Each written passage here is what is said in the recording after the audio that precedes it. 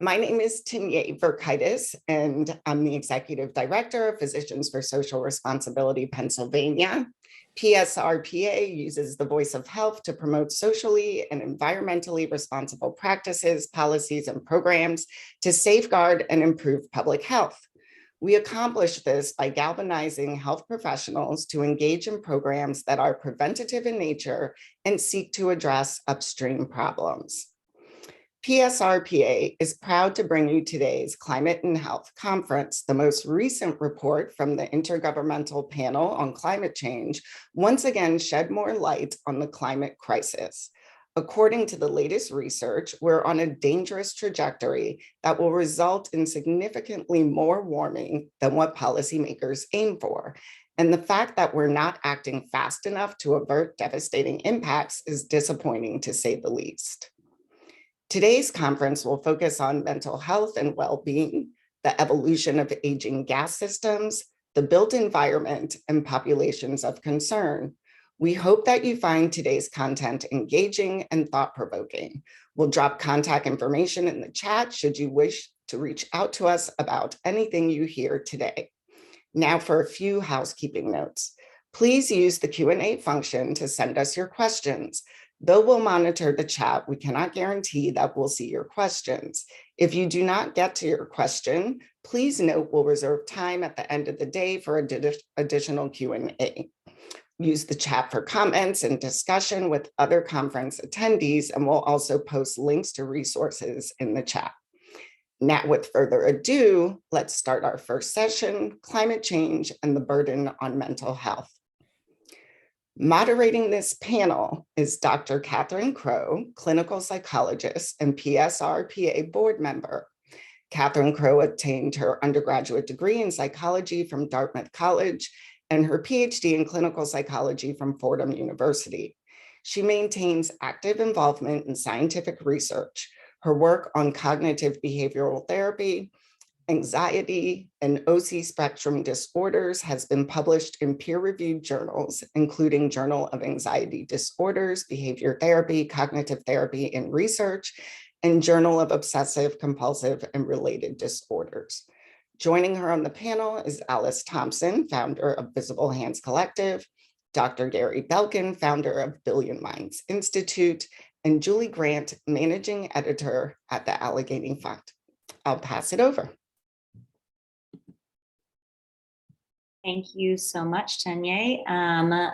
Hello, everyone, and welcome. Thank you so much for joining us. We are very excited to have you and to kick off with this exciting panel on this very important topic. It's near and dear to my heart, and I imagine many of you.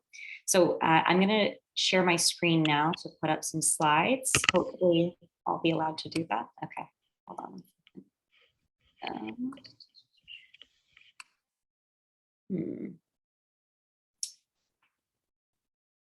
Let's see.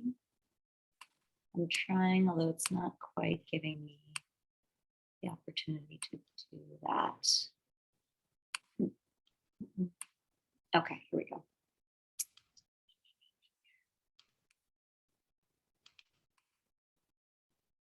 Hello.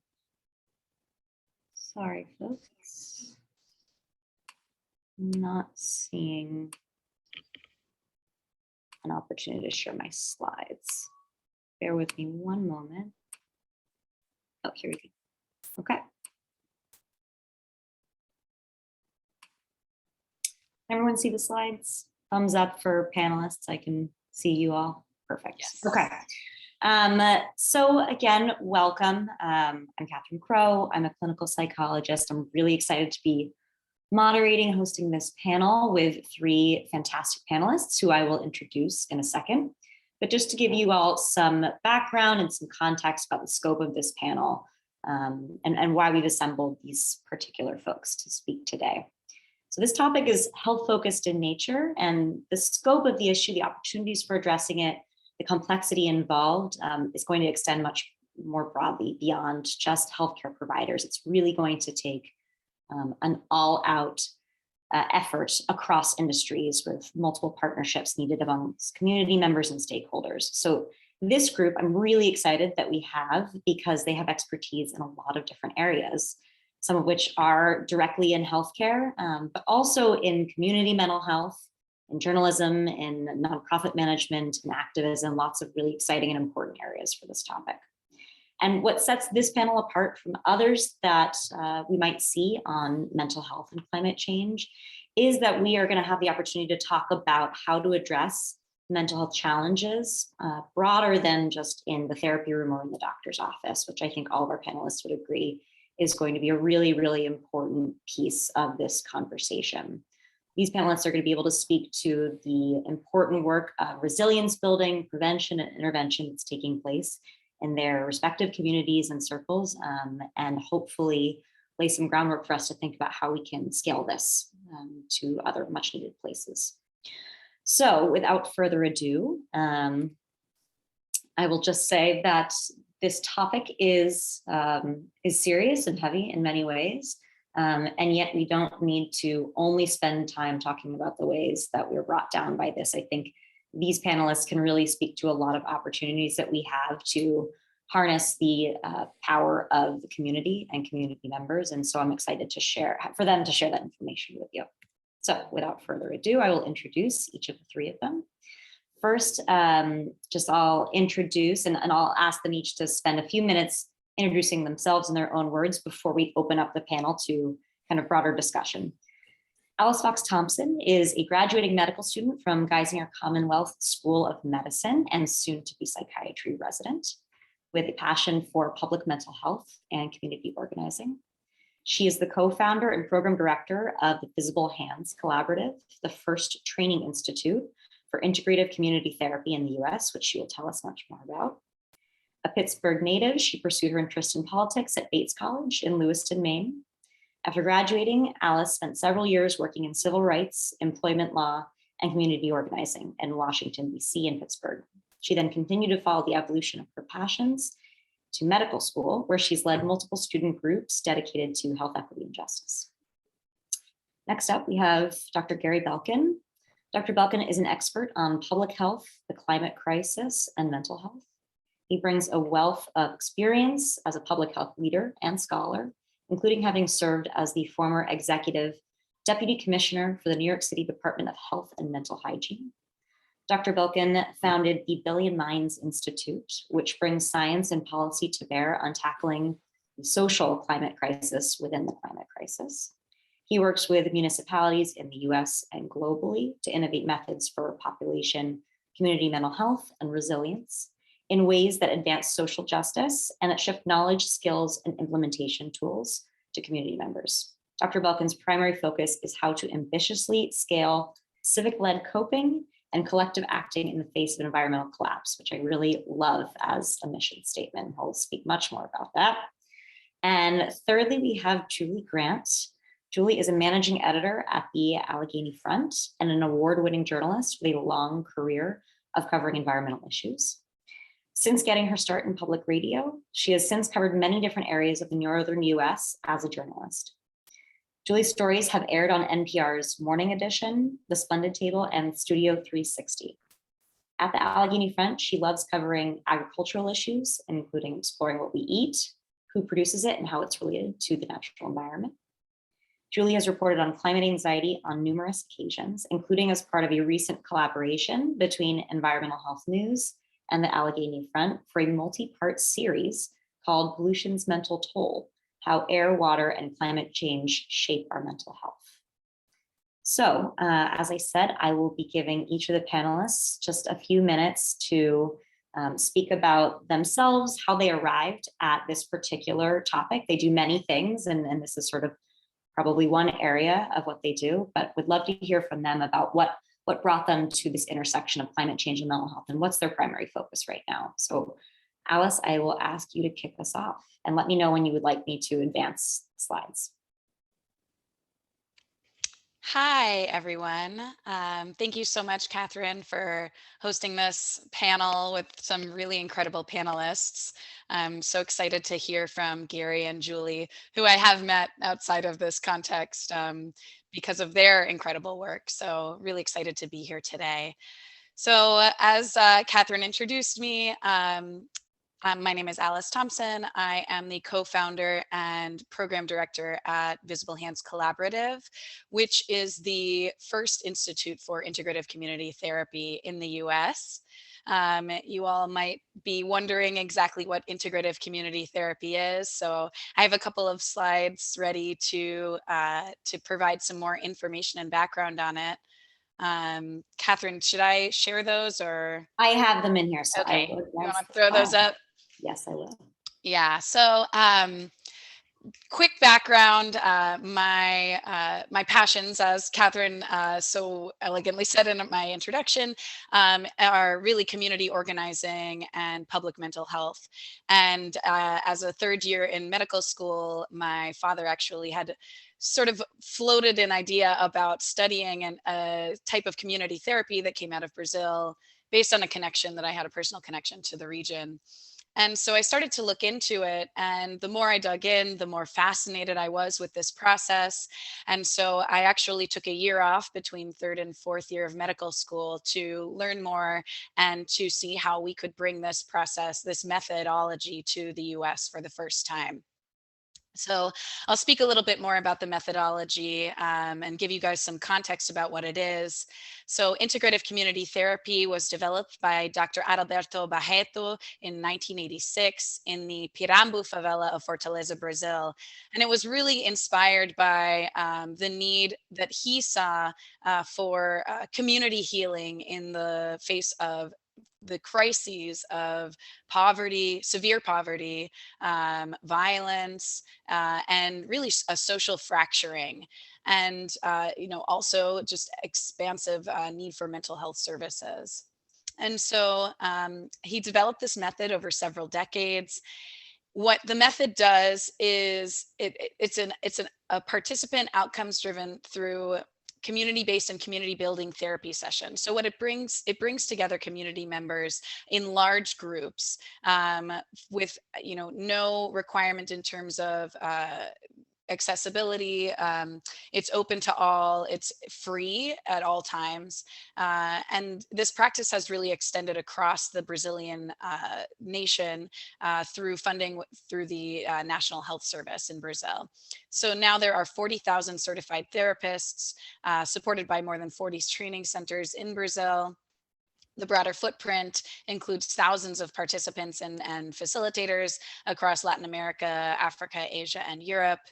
And we as Visible Hands Collaborative began our journey into bringing ICT into the US in 2020. We hosted our first virtual training in 2021, sort of at the height of the pandemic.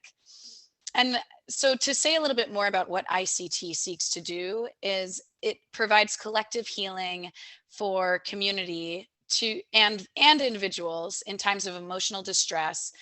And it builds on the lessons of, what we've seen community-oriented and communal-based cultures, particularly out of Brazil. And if anyone here is familiar with the Brazilian culture, they are very communal. They work together in large groups, small groups, to support each other through difficult crises as they come along. Can you advance the slide, please, Catherine? And I'll make this real quick. So it's a 5-step process. Again, the really key thing here that I want everybody to focus on is the participant benefits. So as I said, it's open to any and all and can be used for specific groups, but is really meant to be a public space for people to express their emotional experiences and lived experiences of poverty, crisis, challenges that they face on a day-to-day basis in large groups in the community space. It's wellness oriented and non-pathology based. So we don't identify people as being, having a diagnosis or not having a diagnosis in these spaces. Of course, the individual can identify themselves as such, but the facilitators are not responsible for that. And it's really not meant to be a place where we focus on the pathology as we move through the dialogue. We emphasize diversity of lived experiences, the focus is on emotional literacy and solidarity. So what we want at the end of a round of ICT is to have people come out feeling like they know their neighbors better. They understand the lived challenges that the people in their community are going through, and that they have learned something about what it means to be a human experiencing those same challenges on a day-to-day basis, and how we all can understand each other a little bit better by doing so. And again, it's non-prescriptive, horizontal, and circular sharing is emphasized. So what that means is that the facilitator themselves is a participant in the round. They are sharing along with the rest of the community in the group, and they focus on making sure that no one feels like they're being given advice. People bring the resources that they themselves have used in the past, but there's no prescription in an ICT round. People come to choose what their resources are that they will take away from every given round. And so how does this relate to climate change? So what we see with ICT is that it's a very organic process of people coming together within a community in public spaces, in churches, on street corners, in public parks, to share their lived experiences and to really rebuild the social fabric that we've seen, particularly in the US, be sort of broken apart as we have gotten more isolated, not only because of the pandemic, but also because of, our jobs, the way that we live our lives, the way that our communities have sort of been fractured. And so ICT serves as a counter to that process. It serves to bring us together, to bring people to understand each other and also understand the resources and the strengths that every person in a community provides. So we see this as an essential part of how we learn not only to overcome the challenges of global climate change, but also how we will serve each other in response to the future crises that we predict. Wonderful. Thank you so much, Alice. And Gary, I'm going to kick it over to you to spend a few minutes introducing yourself and how you got to this work. I think you might be muted, Gary. Oh, yes, I am. Thank you very much, Katherine. Yeah, please, why don't you go and advance to the next slide. So, what Alice described and is doing is so critical when we talk about mental health and climate change, to appreciate, as she was saying, that issue, that association in the same sentence of mental health and climate change needs to both capture the emotional suffering, challenges, traumas that are only going to grow, and the importance of building civic muscle, collective action to problem solve at local levels at the same time. And the fact that those two things are always and will be increasingly tightly connected and interdependent on each other to get right.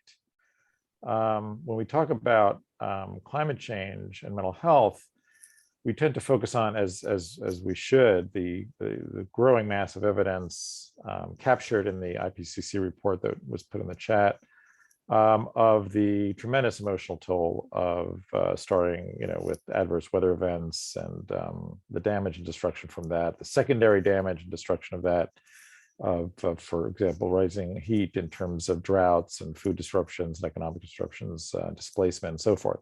All of those things, all of those steps in the chain escalate substance use, trauma, depression, anxiety, and so forth, to, in some cases, epidemic proportions to substance use, so forth. So there's that added burden on communities, on top of everything else that we're going through in the midst of a national mental health crisis. But what climate change also demands of us, and the slide was my way of trying to visualize it, is that we spend a lot of our time talking about the circle on the left, getting that cycle right, healing that cycle of a balance and a virtuous reinforcement of a regenerative ecology, mostly our energy balance and greenhouse gas balance, and biodiversity. It's hard to do one without the other. And actually, you get to do both well if you do both well and interactively.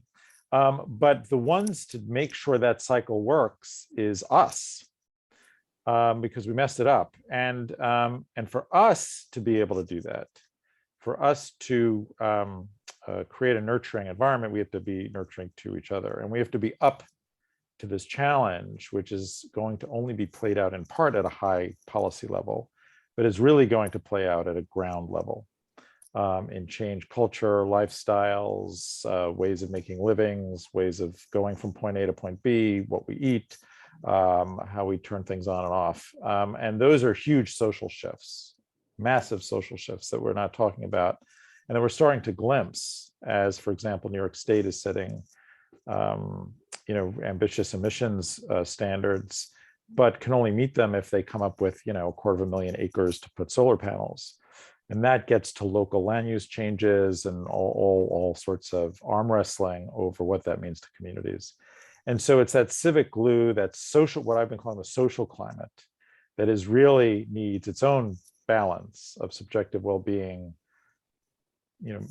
coping with, enduring with these changes, but also as ICT and other methods bring together, doing that in a way that builds civic muscle, that doesn't see that emotional toll and that distress as an illness, but actually a signal of a reality check about what the outside world is doing to us and how we have to build our interconnections with each other to take it on. So I've been really focusing on this notion of the social climate, building it out, and trying to challenge the mental health community to step up to contributing to that virtuous cycle on the right-hand side. And one of the ways that I've been thinking of doing that and pushing doing that is the next slide, is based on work that I did when I was deputy health commissioner here in New York City, but really learned from in the global South, which is where ICT comes from, where most of the innovation actually about how to do community mental health comes from, because it starts with a very different assumption that it's not about putting clinicians in communities to help the people who live there. It's about helping the people who live there make their communities mental health promoting places for which mental health clinicians are a partner to doing. So when I was in New York City, I developed something called Thrive NYC, the cornerstone of which, the centrality of which, was this global South idea of building the capacity of all sorts of other people to do the work of mental health promotion, care, prevention, et cetera, and in a way that implicitly strengthened civic muscle to act on other things and challenges that people were facing in their community. So each of the dots in this map of New York City on the right, the color codes are different subpopulations that were affected: youth, pregnant mothers, people with substance abuse, and so on. But I just want you to come away with this visual of each of these dots actually being a geocoded. This is not like just a graphic. These are actually geocoded locations in New York City where we were intervening in ways that were skilling up non-mental health professionals to do work in some way with mental health professionals as their partner and their capacity building coach in a sense, or other ways partnering. So none of these are mental health clinics. These are schools, these are classrooms, these are job counseling programs, these are houses of worship, these are homeless shelters, these are other places. These are open street corners where we did something called friendship benches, where we had trained peers who just counsel people who were walking by. We had almost 80,000 contacts in the first months. The idea here is changing the real estate of mental health, really putting it in the water, putting it in other places, making it really a co-created, hyper-locally generated kind of work. And by doing it that way, we found that it also brought more of government to the table. You'll see a sampling of some of the agencies in New York City government that then became partners of this and therefore co-owners of the aims and purposes of community mental health, because a lot of these dots were involved youth. And so the Department of Youth and Community Development, or we're in senior centers, involved the Department of Aging, and in our schools, Department of Education, and so forth. And so this not only democratized knowledge and participation in the work of community mental health among the people who live there, but also brought all of government to the table to make it their business. And my sense is that this is an example, and 100 of these dots could be ICT, gatherings, and there's a real array now, real rich scientific literature called relating to something called that's been described as task sharing, that shows just the many ways that the skills and knowledge to do this kind of work can be taken up by lay people in partnership with clinicians. So we have to make this the new normal. We have to create the funding streams, the policy environments, the cultures, and the mission and purpose of providers and mental health systems to make this the new normal, because both the emotional and the social challenge in the face of environmental collapse and damage, which we're already seeing in parts of the country, needs this kind of social muscle, and but also this kind of social connection and self-care. And so I'll stop there. Wonderful. Thank you so much, Gary. And thirdly, we have Julie. I'm just going to advance back or go back to our intro slide, Julie, but please feel free to take it away and introduce yourself and your work. Oops. Okay, hi. I can't seem to start the video, so I'm not sure. I don't think it matters. It's just so I'll take it back a little bit, because I met Gary Belkin and I met Alice Thompson through some reporting we were doing with the Allegheny Front and Environmental Health News. And so we started looking, we wanted to look at mental health and issues, environmental issues. And so I started looking into climate change. At first, I didn't really get it at first. I guess I didn't quite understand, but then, as you think about it, it makes complete sense. Of course, if people are experiencing wildfires and floods, natural disasters, people are displaced, there's existential dread. It was like, oh yeah, of course we're going to have mental health issues around this. It just took a minute, and then you start looking into it. And last year, I don't know if anyone's mentioned so far, but there was a study published in Nature. Oh, actually, I think it was maybe published in the Lancet. I'm sorry, I can't remember. Of 16 to 25-year-olds in 10 countries, 10,000 people, 10,000 young people. And what they found, nearly 60% said they felt very worried or extremely worried about climate change. Many associated negative emotions with climate change said they were sad, afraid, anxious, angry, felt powerless. And nearly half said their feelings about climate change was impacting their daily lives, and 3/4 said the future is frightening. So looking at that, you see young people are really feeling this. And so folks like, I started looking at, who's looking into this. Of course, I ran into Susan Clayton. She's at the College of Worcester in Ohio. And she's really been trying to look at this, what is eco-anxiety? What are we defining here as eco-anxiety? She looked at adults, so people who are a little bit, not just young people, but adults. And she did a report last year for the American Psychological Association and for Eco America on climate change and mental health. And she's trying to see, I guess, how climate change, if it's clinically significant, because right now it's not actually as I understand it, it's not like a clinical diagnosis, eco-anxiety, the way other things might be diagnosed and then treated.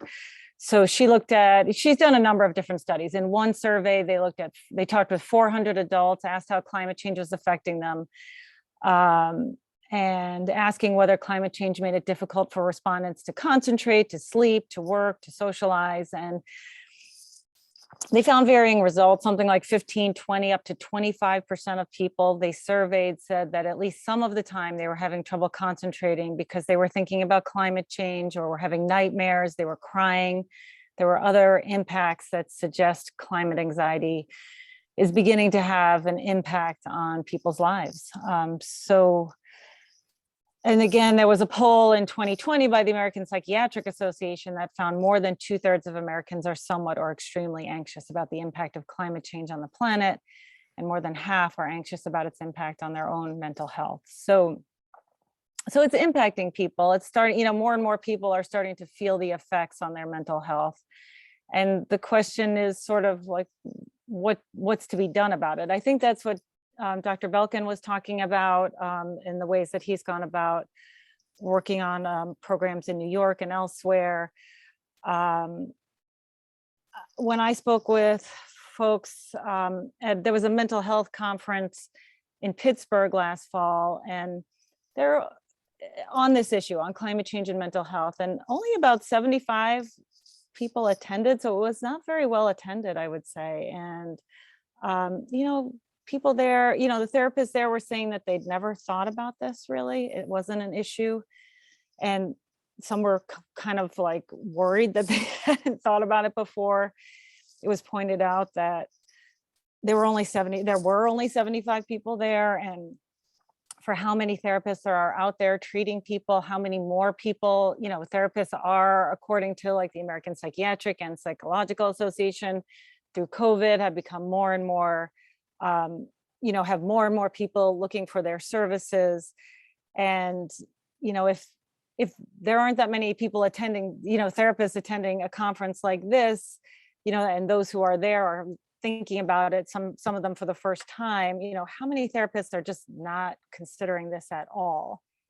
The American Psychological Association, when I spoke with Elizabeth Haas, she's on their climate committee, and she said, we're kind of late to the game when it comes to looking at this issue and researching and figuring out, should this be a diagnosable anxiety disorder?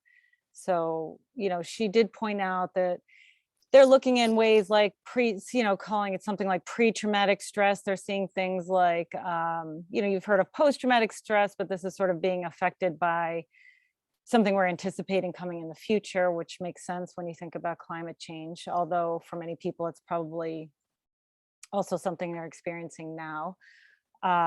She also talked about something called continuous traumatic stress, which she said, this is like diagnosing, it's often used to diagnose children who are so neglected, like to the point that they don't actually expect anybody is going to help them. And she said they're starting to see those same kinds of symptoms from people who feel that leadership has just failed so badly on climate change. They're expressing similar symptoms to continuous traumatic stress. So, again, she said there's really not enough research out there yet to clinically diagnose it. There is a lot of research about the impacts of climate change and how it affects mental health. So if there's a heat wave, there's documented increases in violence in an area. When there's drought and farm yields are down, there are suicide rates among farmers rise. There's also been mention of something called solastalgia in some research, which is distress, desolation, caused by the loss of a comforting place. And then there's this question of what can be done for people who are seeing what's happening in the world, and instead of maybe ignoring it or assuming that government or technology is going to take care of it, and are seeing like, what's to come, maybe, I hate to say it this way, but like an annihilation of life as we know it, and are reacting to it. Some would say that's, having anxiety is a very appropriate response. There was a recent article just the other day in The Guardian where the author said there's a danger in suggesting that therapy might help of pathologizing climate anxiety and turning it into a mental health problem that needs to be cured, medicated, or spirited away with mindfulness or talk therapy. And the author said many people that they interviewed were faced with these kinds of reactions from friends and even sometimes therapists. And so some are talking about maybe what might be more appropriate is normalizing the distress. And so that's where I think Gary Belkin's work and Alice Thompson's work maybe comes in about how to start working on this issue. So maybe I would just end there. That was a lovely place for you to end, Julie. You did me a big favor because that's teeing me up for my first question, actually. I know this is a topic that all three of you have spent a good amount of time thinking about and wanted to talk about today. Was just, what, I'm going to advance my own slide. I keep forgetting. It's really kind of about building awareness, this first subject area that I wanted to get into. What is and what isn't climate distress? I know that we don't have a lot of really extensive scientific literature to help us define these contracts in an empirical way. But I'm more curious from your perspectives related to what Julie was just talking about with this danger of pathologizing something versus balancing that with some of the stigma that exists around mental health issues generally, or mental health symptoms generally, and not wanting to talk about it. How do you see this being part of what conversation do you think can be had about trying to better define what climate distress is in a helpful way? And these questions are going to be open to anyone, all three of you. So feel free to jump in.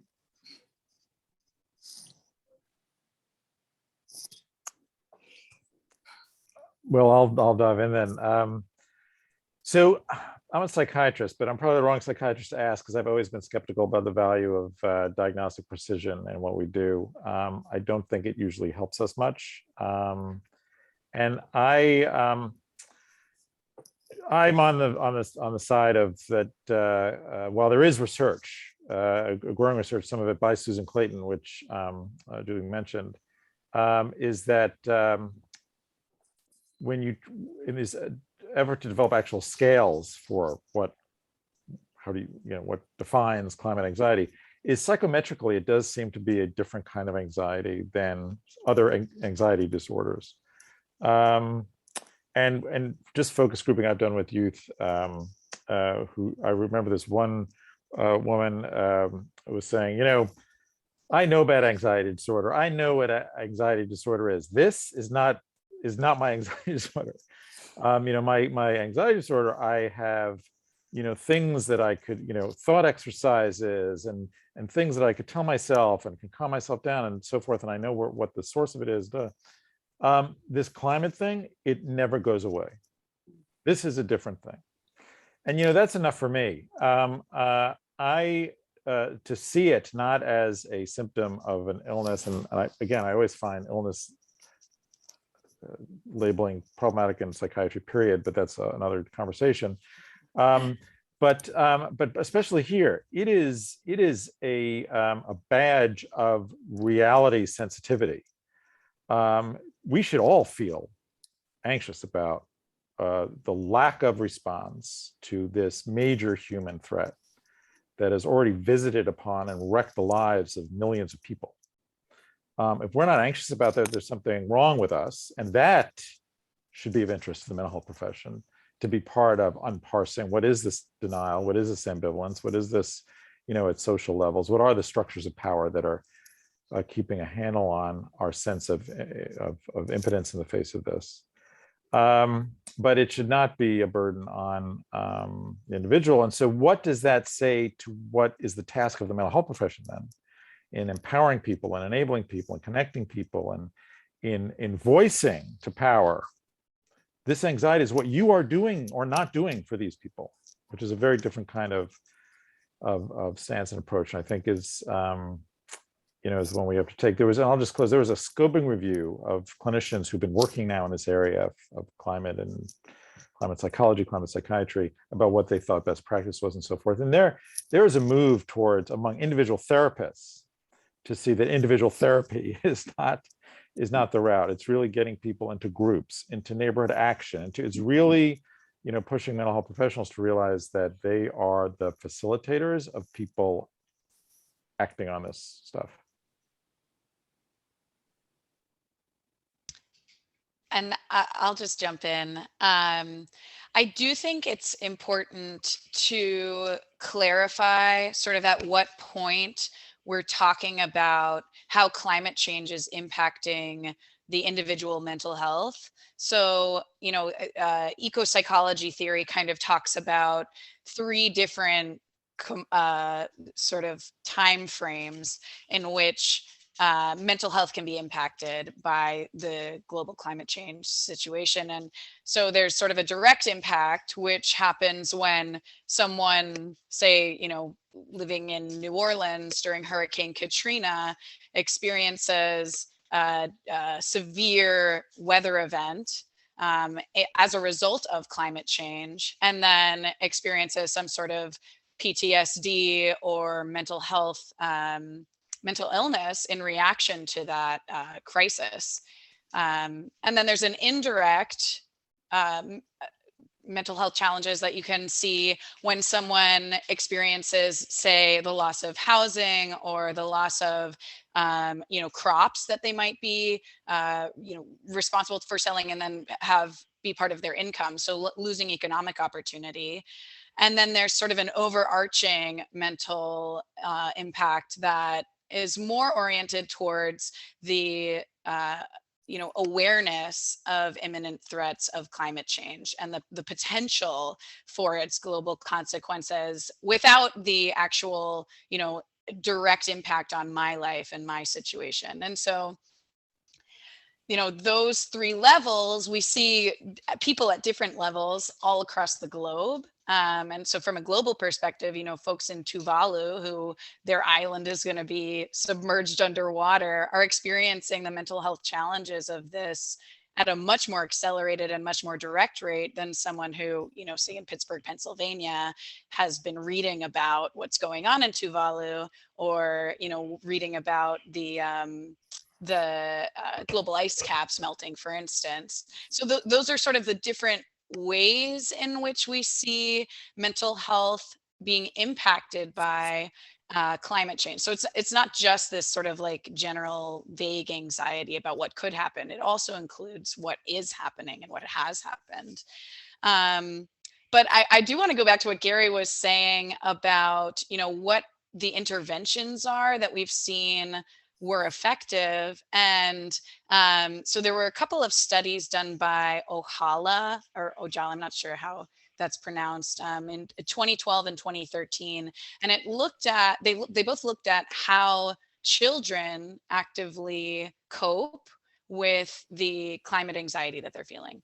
And what they found was that the most resilient children, the children who were sort of most capable of dealing with their climate anxiety, were the ones who were actively developing their interpersonal skills, like negotiation and conflict resolution, and also actively participating in social and civic engagement, and voicing their concerns, expressing their anxiety, using their voices to impact how this global disaster is going to play out. And sort of to come back to the many interventions that people are bringing now to communities to start to look at this issue and bring people together to discuss. I think ICT is that space where people can come together to not only express their anxieties, but also to build social capital and social networks that allow them to then move towards, policy change, activism that impacts the way that their community is actively dealing with the threat of global climate change. Mm-hmm. Wonderful. I want to bring Julie into this discussion more too. She has such a wealth of knowledge, and I'm curious, maybe this is a good opportunity to transition to a different part of this, of building awareness, and really how health professionals and those who work in sort of healthcare adjacent spaces should think about connecting with the media to really try to build some awareness and discussion around this. I think a lot of mental health professionals, I'll speak for myself, have some fear about how to do that, having not done it before, and aren't really sure about how to leverage these kinds of connections. And I think many of us agree that, no healthcare professional is going to be able to address the scope of these in a silo. We really are going to need community, but we're also going to need people who have platforms to speak to this more broadly. And some of those people are going to be in journalism. So I'm curious what you think, Julie, about what are some helpful ways to start to establish those connections and really leverage those partnerships? Well, I mean, I guess what comes to mind for me is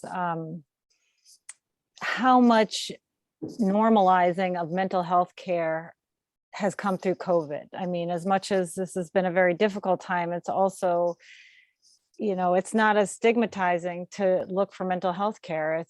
It's much more normalized. And so I think that's in part, the media getting kind of, when you read X percentage of kids are seeking, are needing mental health care, it kind of, if you're dealing with that at home, it makes you feel a little less like, oh my gosh, we are so in such terrible shape. It's more like, okay, everybody's going through something and we need the experts to help us move through it. And so I don't know. I mean, I don't, just from the people that I've talked with, so this is really anecdotal, but it doesn't seem like most people are going into a therapist. Some people are going into a therapist's office and saying, I'm worried about climate change, but I think it sounds to me like this is just one issue on top of many others. And it's sort of, it's just like everything can start feeling so big until you start getting a little help maybe, and on how to work through things, or how to sit with things, and whatever the advice would be. You're the expert on that. So I don't know. I guess COVID has given us more of a model for how to work to, how the mental health community and journalists can work together to educate people on how to get help. I don't know.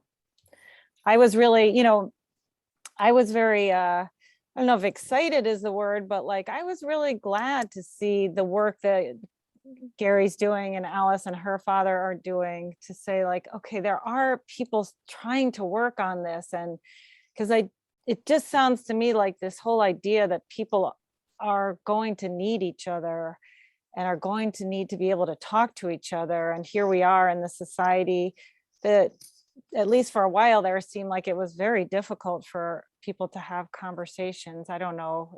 It feels like maybe it's getting a little better, but just, I don't really know.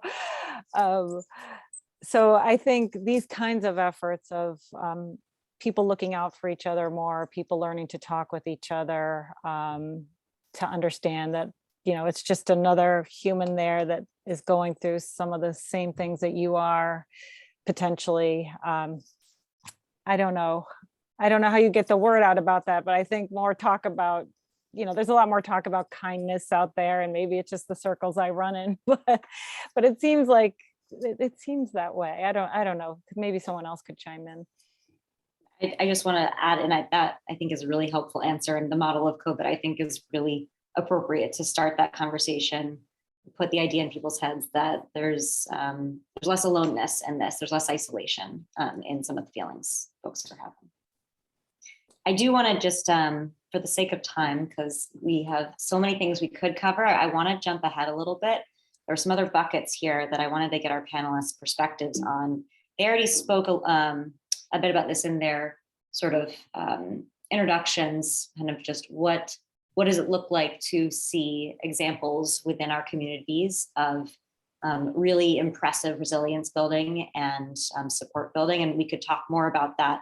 One piece that we haven't gotten to talk about that I wanted to just jump to maybe before coming back to this was something that Gary alluded to, is just really how do we start to build more structural support around this? We have clearly some amazing ideas from folks already working on this.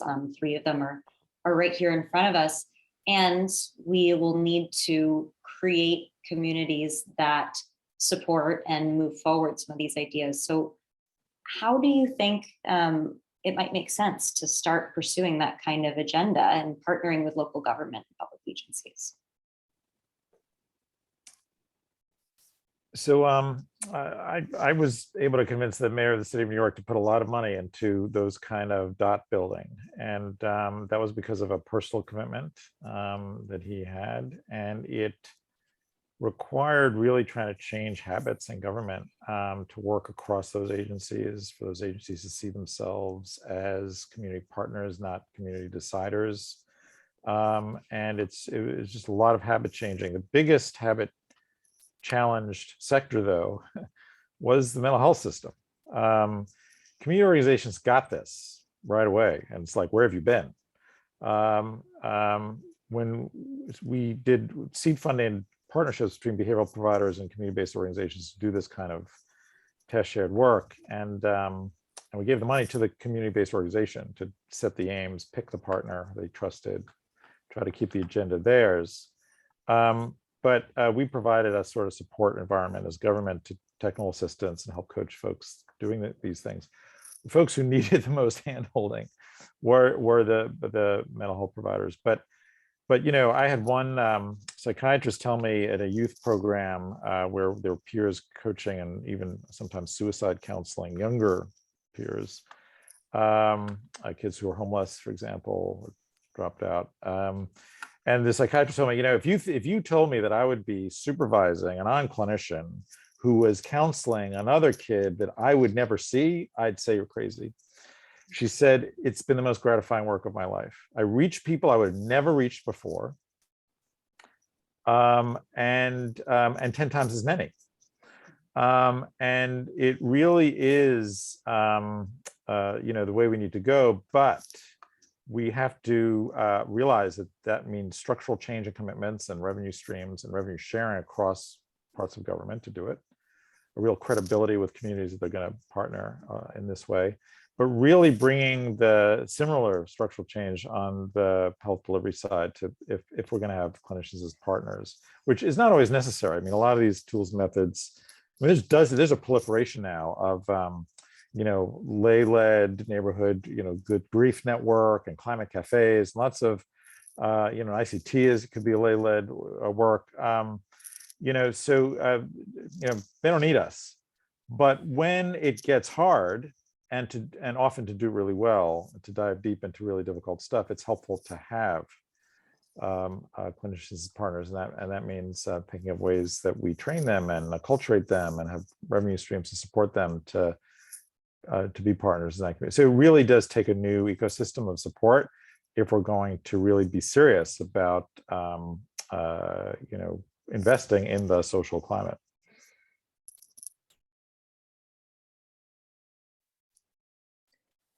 Gary, are there any efforts to kind of connect some of the, as people you've called like the frontline people, like community centers and places like that, with psychological support? I mean, is that connection being made?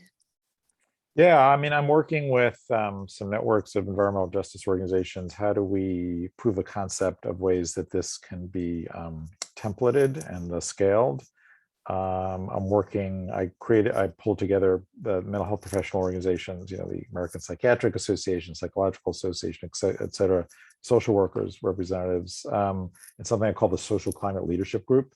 How do we normalize this role for clinicians in how we train and who, and I would say that when I would talk about this sort of, new normal, how we get there, before COVID, I would get polite looks because I worked with these people before. I think COVID has really, another aspect of COVID is not just destigmatized, the need of mental health issues in general, but this social approach to it is, we saw in COVID what happens when the social fabric cannot take it. I mean, we couldn't even wear masks for each other. And we have rates of emotional distress, substance use that we have never seen. And so people get that problem is not going to be solved by 40-minute therapy visits. Therapists get that problem is not going to be solved by 40-minute therapy visits. So making this case, this social case, has been much easier, but it's going to take intentional work to make it easy to do. Mm-hmm.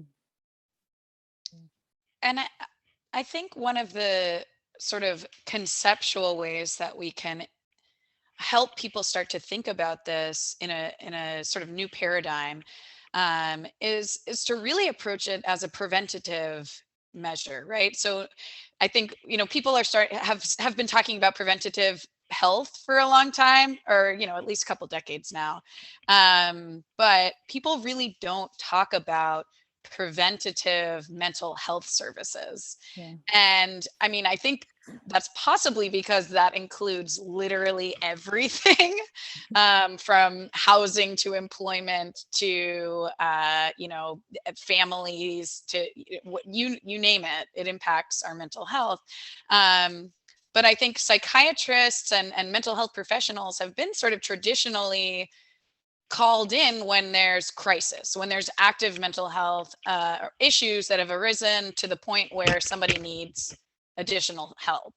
And the idea that I think Gary and a lot of this work about connecting people is meant to happen before. It's meant to happen before those things, before we reach crisis level.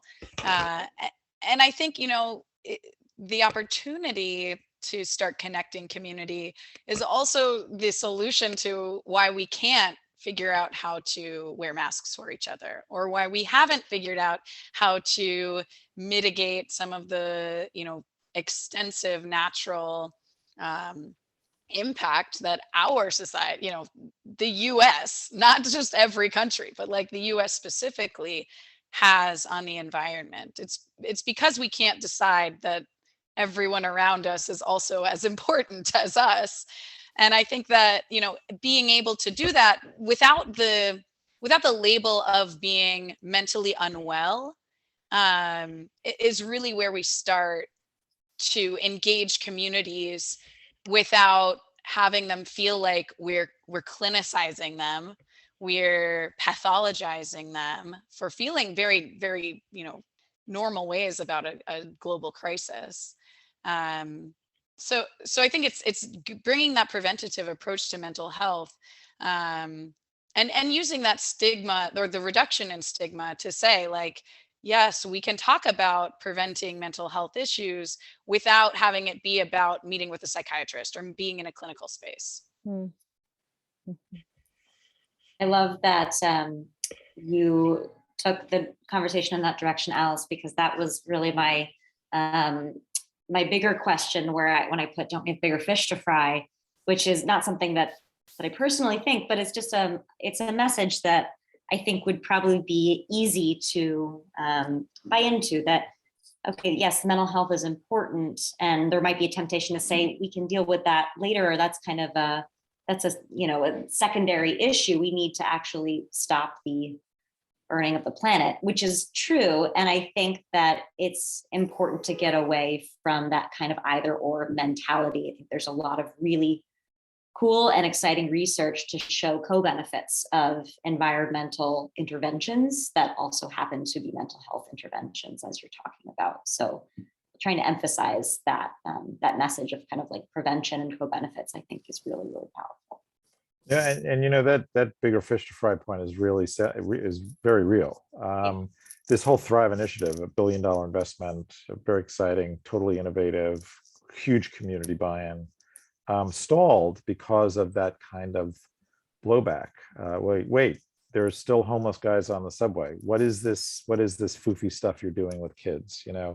And I think it shows how, unfortunately, the mental health profession has taught our culture that mental health is actually a very narrow, disease-oriented, specialized, focused enterprise, rather than actually very integrated with these larger issues.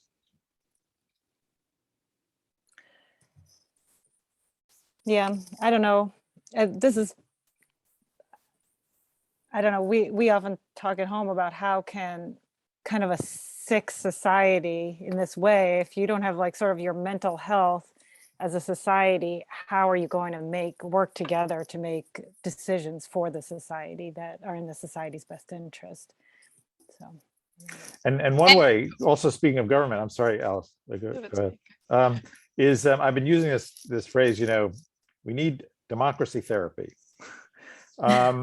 And really becoming increasingly interested in participatory democracy methods and deliberative democracy methods and citizens assemblies, participatory budgeting, all again innovations from the global South that are themselves really extensions of ICT. I mean, this is about really empowering people and respecting them as actually some of the best problem solvers of their lived lives. And we need more of that. The big social changes and the huge economic dislocations that we need to really step up to a game we are falling behind on in terms of reducing emissions. The political process, I think, has shown itself incapable of being bold and honest about and cutting to the chase of what is so painfully obvious that we need to do and that we know what to do. This isn't a hard problem. It's a huge problem, but we know how to do it. And it's really political will and interest that's in the way. So let's let other people decide, and we'll all feel better if we do that. And So- Gary, I should hook you in with my partner who's studying deliberative democracy in Brazil. But I did just want to say, just real quick, that what Julie was saying about the sick society, you know, how do we as sick individuals help fix a sick society? The assumption that we have in terms of our approaches to mental health is that we don't need other people to be well. And I think that's the biggest myth of all of this, is that when we're mentally ill, that we need to be siloed off away from other people to deal with our individual problem with maybe one other person or a small team of professionals. And then once that's all been dealt with, then we can be re-exposed to society as our perfect selves. And that's just blatantly not true. We are social creatures. We need other people in order to understand ourselves and to understand what's going on around us. And so, you know, if we want to talk about a well society, that means integrating people who maybe experience mental illness, but bringing people together to heal together. Healing doesn't happen alone. It happens with other people. Wonderful. Thank you so much, Alice. We're right at our time. I wanted to just get in. I wanted to get in some questions from the audience, but I wish we had the time to cover it. Otherwise, we're going to back up the rest of our conference. So I will just say there's many more things that we could ask these panelists about. I wanted to ask them, you know, where to next? Where's your work going to take you? But I think PSR is planning some exciting additional opportunities to have these kinds of conversations. So please stay tuned. And thank you to all our panelists and all of you for joining us today. Thank you. Thank you so much. Thanks for having me. Thanks, great to see you. I'd like to say an additional thank you to our panelists and moderator for a great discussion and for sharing your thoughts on addressing eco-anxiety and pre-traumatic stress, my new term, through task sharing and social caring. I agree, we should all be feeling some anxiety about climate change and also building our resilience by collaborating on a climate response while also sharing our experiences. I'll give everyone a 4-minute break. Our next session will begin at 1:10.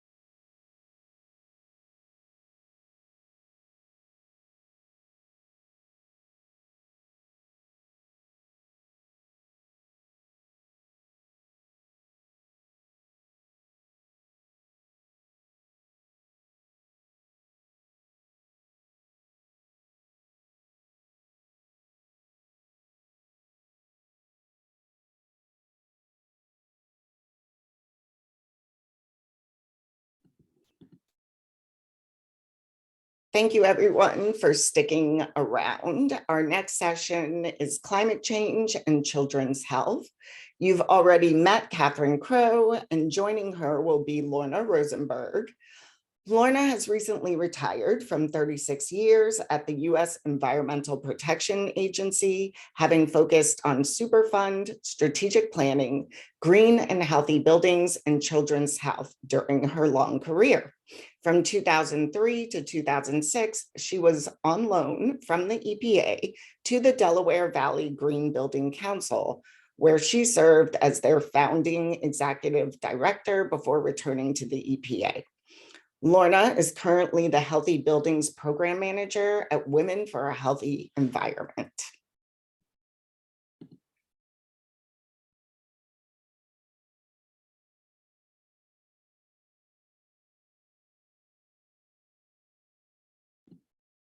I'll hand it over to Lorna and Katherine now.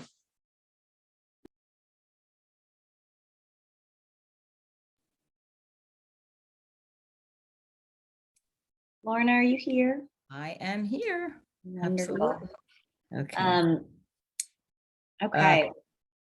I think I think Lorna is going to kick us off today with our topic, and I will let her share, and I'll be sharing after her. I'm getting a Zoom message that says I cannot start my video because the host has stopped it. I don't know if that. Aha, here we go. Okay, great. I don't know what that message is about. Let's do a little screen share and make sure that I have that up, and take me a second here. Hang on one moment. And I will have this ready for a screen share. Anyway, thank you all thank you, Tanya, for that very lovely introduction. And I am happy to be here in this new role with my organization, Women for a Healthy Environment. We are based in Pittsburgh. I am based in Philadelphia, and one of my roles is to help set up their Eastern Pennsylvania operations, and we focus on healthy schools, healthy childcare, and healthy homes. And let's see, I should be able to screen share now. Can you see my screen share, Katherine? Yes. Okay, great. Then we'll start the slideshow. So I'm very happy to be paired with Katherine because she's going to do a great job on, let's see, I'm trying to get the slideshow to begin from the beginning. Here we go. Thank you. Okay. Because she, as you already know, has dove in very nicely to the mental health impacts from climate change, but I'm going to cover a list of and background on the health impacts of climate change, mostly on adults, because there's not a huge amount of research, if much at all, on the impact of climate on children's health.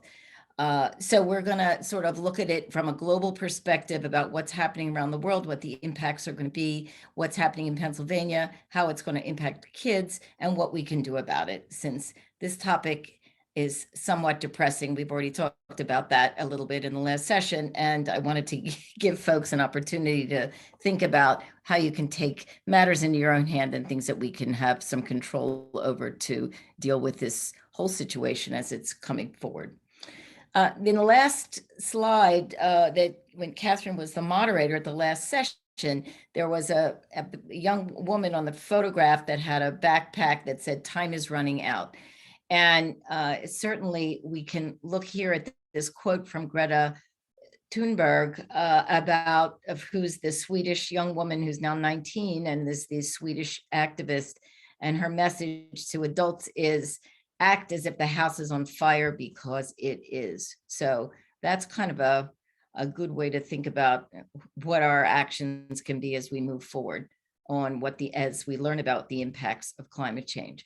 A lot of the work that I'm going to be referencing came from this US Global Change Research Program on climate and health. It was an assessment and report, and it was developed under the Obama administration and came out in about 2016, and it was part of Obama's climate action plan. The reason I like this report, maybe because I'm a former Fed and an EPA rep, is that they got numerous agencies together from the federal government to sit in one place and think about and research this issue together. Not an easy task, having been at the EPA, I know that. So here it is that the EPA, the Center for Disease Control, National Institute of Health, NOAA, National Oceanic and Atmospheric Administration, HHS, USDA, they all got together to help look into the research for this particular health assessment report. So as the climate is changing around us, and we already have a good sense of this and feel it, although today is such a gorgeous day, I'm welcoming whatever climate impacts there may be today on April 15th, that temperature-related death and illness is going to increase, and we'll explore that a little more. There will be changes in our air quality. We know that extreme events are going to happen, whether they be tornadoes, hurricanes, flooding, all that's on the offing. We've seen it already. Vector-borne diseases are going to increase, and water-related illnesses are also going to be on the rise, and food safety, nutrition, and the distribution of food is going to be a serious issue that climate change will impact. So here's some data about the increase in temperature-related death and illness. So in this chart that you see here, these GFDL and Micro 5 are actually climate models that are used by NOAA and other organizations. And here we're looking at the delta, the change in death rate. And you can see that that is going up no matter which model you look at. It's way going up for heat-related deaths and illness. Because the number of cold and severe cold is going to decrease, that the death rate from cold and severe weather events from snow and ice are going to be less affected, and the delta for heat death is going to increase. Certainly older adults and children have a higher risk of dying or becoming ill from extreme heat. And the extreme heat is also going to be targeted at vulnerable folks that are working outdoors, those that are socially disadvantaged.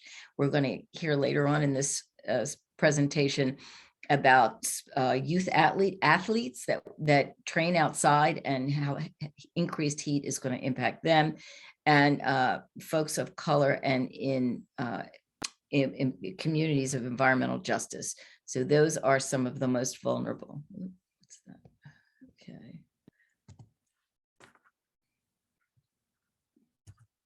Okay, let's see. Here we go. Air pollution is another way that climate change is influencing the air that we breathe.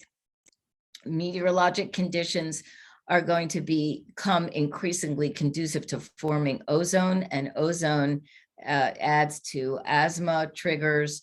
Ozone can cause breathing issues and result in, to some extent, premature death, more hospital visits, and lost school days. That's from the premature ozone. And then when ozone levels increase, and that can happen with wildfires emitting more particles and more ozone precursors, that the increase of premature death and chronic lung and cardiovascular issues as related to respiratory health are going to be impacted.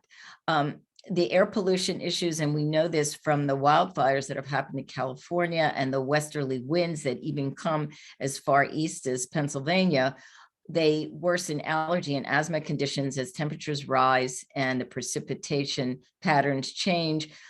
We have an increase in carbon dioxide, particularly from the wildfires that have happened in Colorado and California.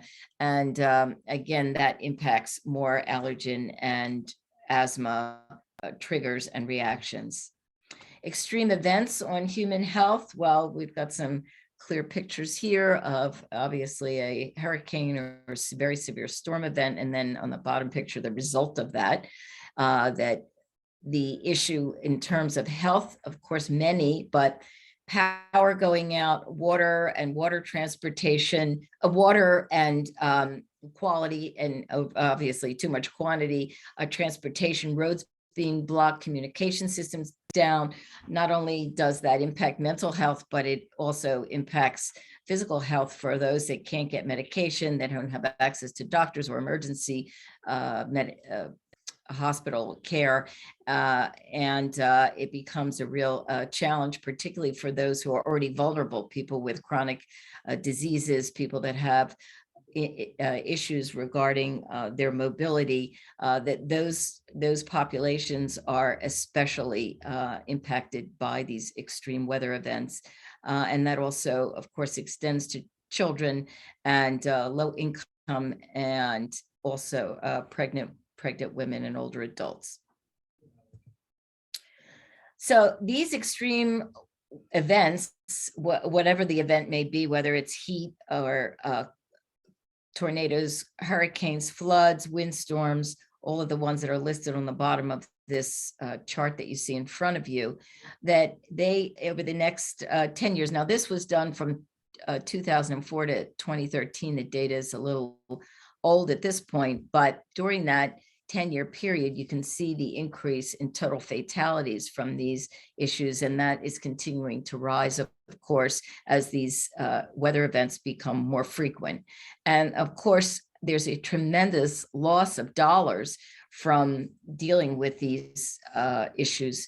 Hurricanes clearly are at the top of the list, but heat waves and heat sensitivity is going to be another one that's going to keep bringing the cost up, as well as tornadoes and flooding. And this is USA data, so it's really going to impact all of us, because essentially we all have to pay one way or the other.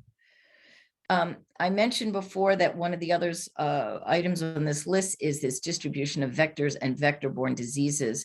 Climate change, the warming climate is creeping up in this country from the south up towards the north.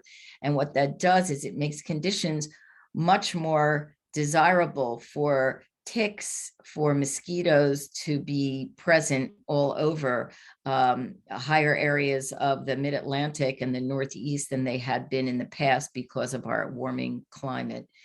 The other thing that's going to happen is the season, because our climate warming season is going to be longer, that they're going to be more active, these vectors, during for a longer period of time. And that increases risk, of course, to human exposure.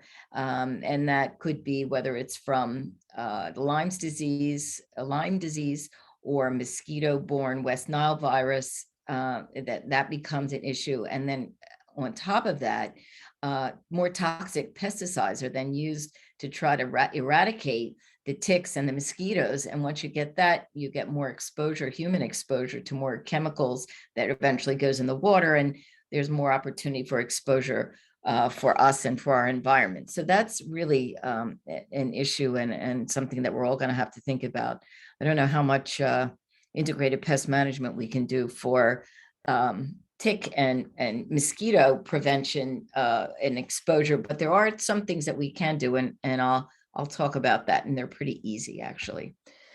So here it gives you like this unbelievable increase in density of Lyme disease as it's moving up and creeping up toward the Northeast and the central part of this country. You can see just the impact and concentration of dots is really severe. And perhaps other than New Jersey and Connecticut, Pennsylvania is a close second to where we see a lot of increase in this tick issue and tick populations. So we really need to be cognizant of that as we go about our lives in the next few years or millennia, as the case may be.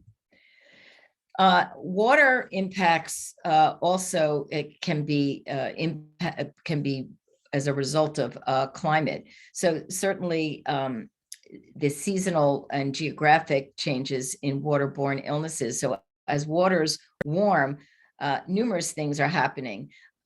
You get more algal blooms because the warm water is definitely promotes the algal blooms, and that becomes a problem for more disease in the water systems.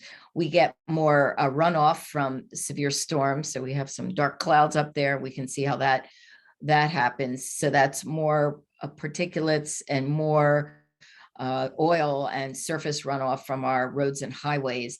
Farm and livestock runoff, because we may be using, or farmers may be using more pesticides to deal with pests, that increases the opportunity for more pesticides, herbicides to be in the waterways becomes another challenge that is a big issue. But something also that we have to think about is the fact that there's more carbon dioxide in the atmosphere as the mixing occurs in water in our oceans. That expands, carbon dioxide warms the ocean temperature and expands the volume of water in the ocean, which then also contributes to sea level rise and threatens the shoreline communities all over the world. So that's another thing to think about, another reason why we need to get a more serious and better hold on our carbon dioxide emissions as much as possible. And then water infrastructure will fail. Here in Philadelphia area, that certainly has been the case, although the city has done a tremendous work through the Green Cities Plan to manage stormwater as it goes through our combined sewer systems and overflows and bypasses our water treatment because of the volumes of water that we've seen. And that's really been a challenge, but the city's done a good job of trying to manage that with green infrastructure all around the city to encourage more infiltration of water into the groundwater, and also holding tanks in various places in Manayunk storage to allow water from extreme water events, rain events, to be more slowly let out into the waterways. Food safety, nutrition and distribution. This is it was interesting because I hadn't thought about this very much. But there is an increase in foodborne illness because the weather is going to be hotter. Temperatures are warmer. Chemical contaminants are, as I mentioned before, are going to be more able to be part of our food chain through waterways and maybe the products that are grown themselves as they combat more disease of crops. And I mentioned about carbon dioxide, about carbon dioxide in the water, but really interesting is that carbon dioxide can lower the nutritional value of food. So it's true that warmer temperatures and more carbon dioxide, in a certain sense, will increase the ability of plants to grow, but those that are bearing fruit and creating vegetables and fruits for us to eat, they're going to get bigger, but their nutritional value is going to decrease as they go beyond the size that they were meant to be. So it's possible there'll be some science and agricultural improvements to change that, but it looks like it's going to be a challenge moving forward. So we'll have perhaps more volume of food, but we'll have to eat more in order for us to get the same nutritional value. And then safe foods, also the issue of keeping foods that need to be cool, that don't get diseased and don't get ruined in transport. So there's more opportunity for botulism and salmonella to grow in foods, and there has to be a lot of care taken to avoid that.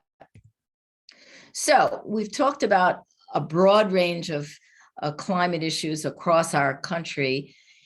But how does what's happening in Pennsylvania? Let's zero into our own home territory here. And Pennsylvania, and this is really just from the Pennsylvania Department of Environmental Protection website, here's what we can expect. Warmer and wetter. That's what's going to happen in Pennsylvania. And our temperatures in Pennsylvania are going to increase. They have increased about 1.8 degrees Fahrenheit in the last century, and they're expected to warm almost 6 degrees by 2050 here in the Mid-Atlantic. Pennsylvania will see many more days above 90 degrees Fahrenheit by the mid-century as compared to the year 2000. So we need to really arm ourselves and think about how we can manage this as best as possible.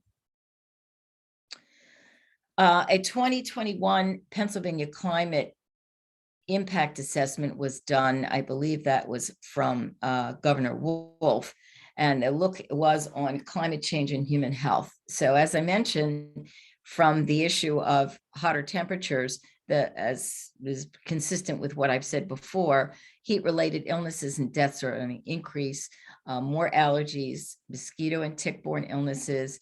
There's a relationship, and perhaps our social scientists and psychologists can focus more and address the issue about violence and crimes with increased heat.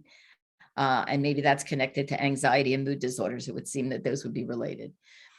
Flooding and severe cyclones, including both hurricanes and tornadoes. They, of course, disrupt critical services.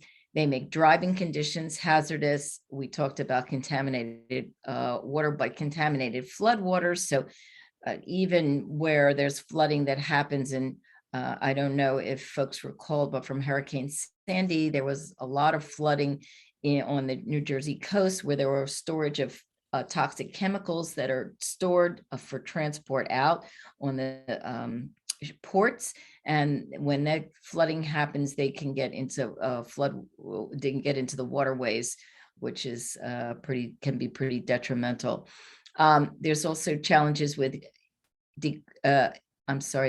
decreased indoor air quality due to mold growth. So that causes, again, asthma triggers and allergens. And then, of course, from flooding, there's tremendous mental health impacts that I know has been and will be covered.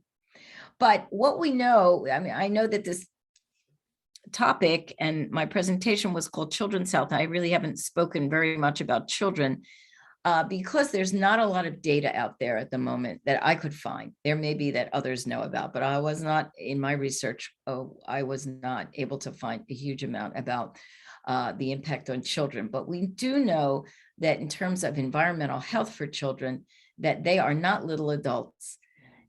Children eat, breathe, and drink more relative to their body mass than adults do. So that makes their ability to be impacted by these climatic changes much more, it makes them much more vulnerable.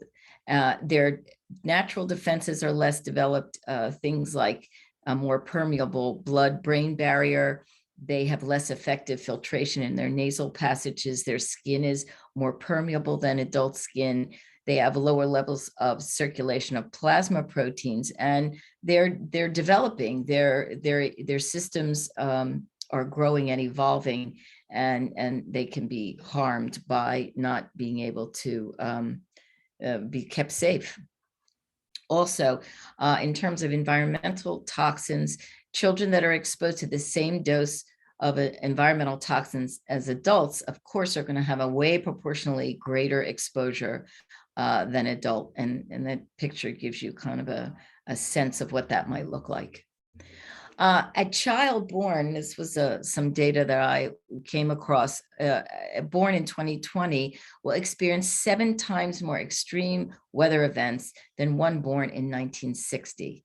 And who's most vulnerable?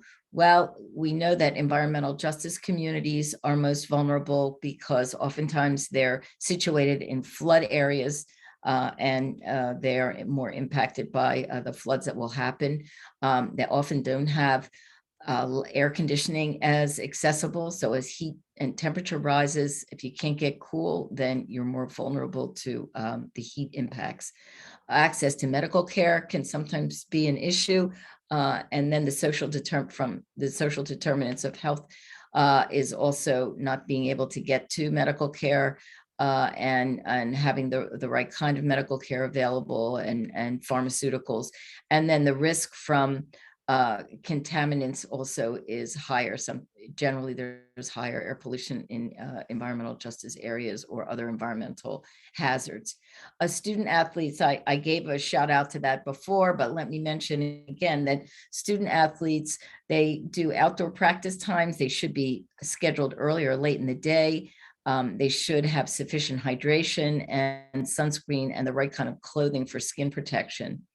Another thing, and the psychologists and psychiatrists mentioned this, but knowledgeable doctors and pediatricians to diagnose or consider climate impacts as part of their diagnosis when they do examinations for kids that come in with issues that could be related to severe weather conditions.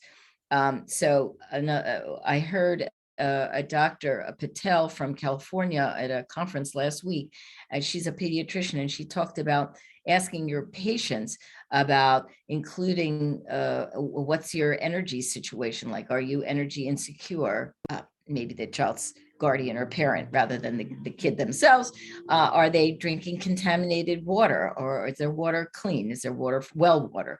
What kind of diet and knowledge to understand what the community is providing for this child, to see how that child may be unbalanced in their impact from changing weather conditions.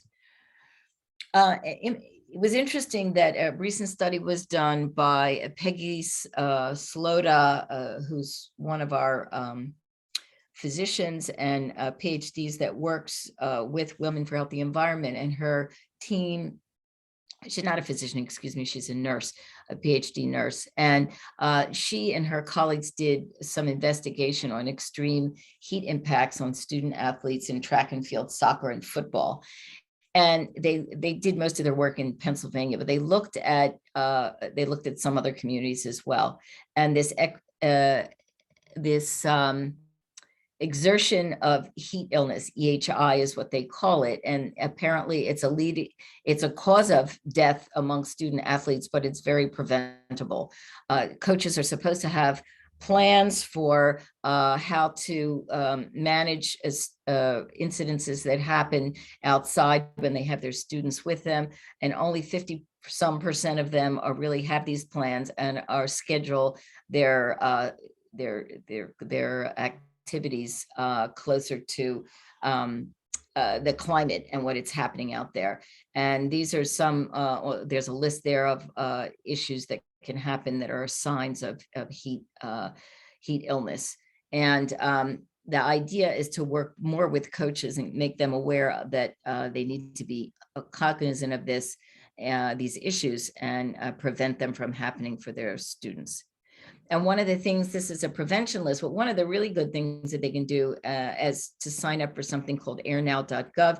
Airnow.gov is a NOAA and EPA website, and it gives you the quality of air and temperature and humidity at any given time in your particular area. So if they know, and if you see on the weather that it's a red flag day or an orange flag day, it means that pollution and the ozone is high, and that folks with respiratory problems should stay in, do less strenuous exercise, exercise when it's not the heat of the day in the earlier morning and the late evening. And they want coaches to adhere to these issues as well.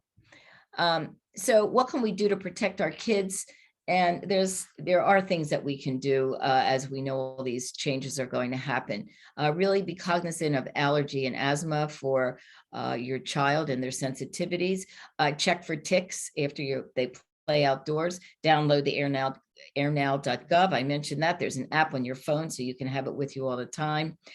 Be sure that children play in areas that have shade and shade cover, whether it's leaf trees or some kind of a tarp. That's really important. Bringing water and talking to your pediatrician about how climate could be impacting your children's health. Just a few other tidbits for getting your homes and schools ready for climate. The logical things about sealing roofs and windows to make sure that they're safe, having air conditioning available if you can get it, directing downspouts away from your home or your building so that you don't get mold. Check for standing water. Jump to the next column there, but check for standing water that can breed mosquitoes. So make sure everybody knows, turn over those buckets, turn over those, whatever you may have outside that collects water, that's good breeding ground for those critters.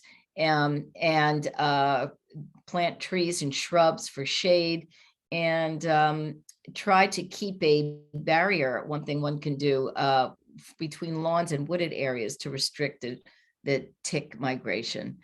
And with that, I believe I am probably over time, but I wanted you to know this is a way you can contact me, Lorna Rosenberg at Women for Healthy Environment, my phone number. And I believe I'm going to hand the baton over to Katherine, and then we're going to take questions at the end.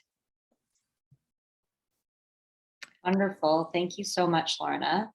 Very informationally packed presentation that you gave there, and a great overview of what we understand about the impacts of climate change on children's health. So I'm going to take our conversation into a somewhat of a different direction, still about children and climate change, but hopefully Lorna's presentation gave you all a good foundation for a lot of the didactic piece. And I wanted to talk a little bit more about what it looks like when we're trying to understand children in maybe our daily lives, whether they're part of our family or community, or whether we work with children as professionals or healthcare providers, and think about what's going on for them at different stages of their lives. How are they understanding climate change? How's climate change impacting them? And how do we talk with them?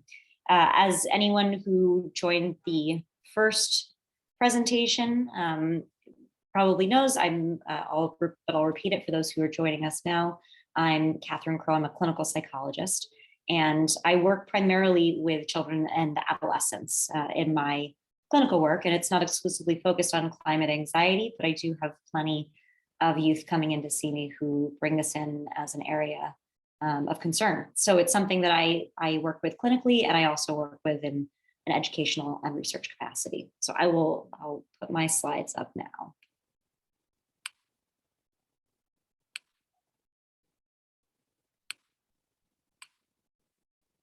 Okay, let me know in the chat if you cannot see my slides, but I will assume that you can.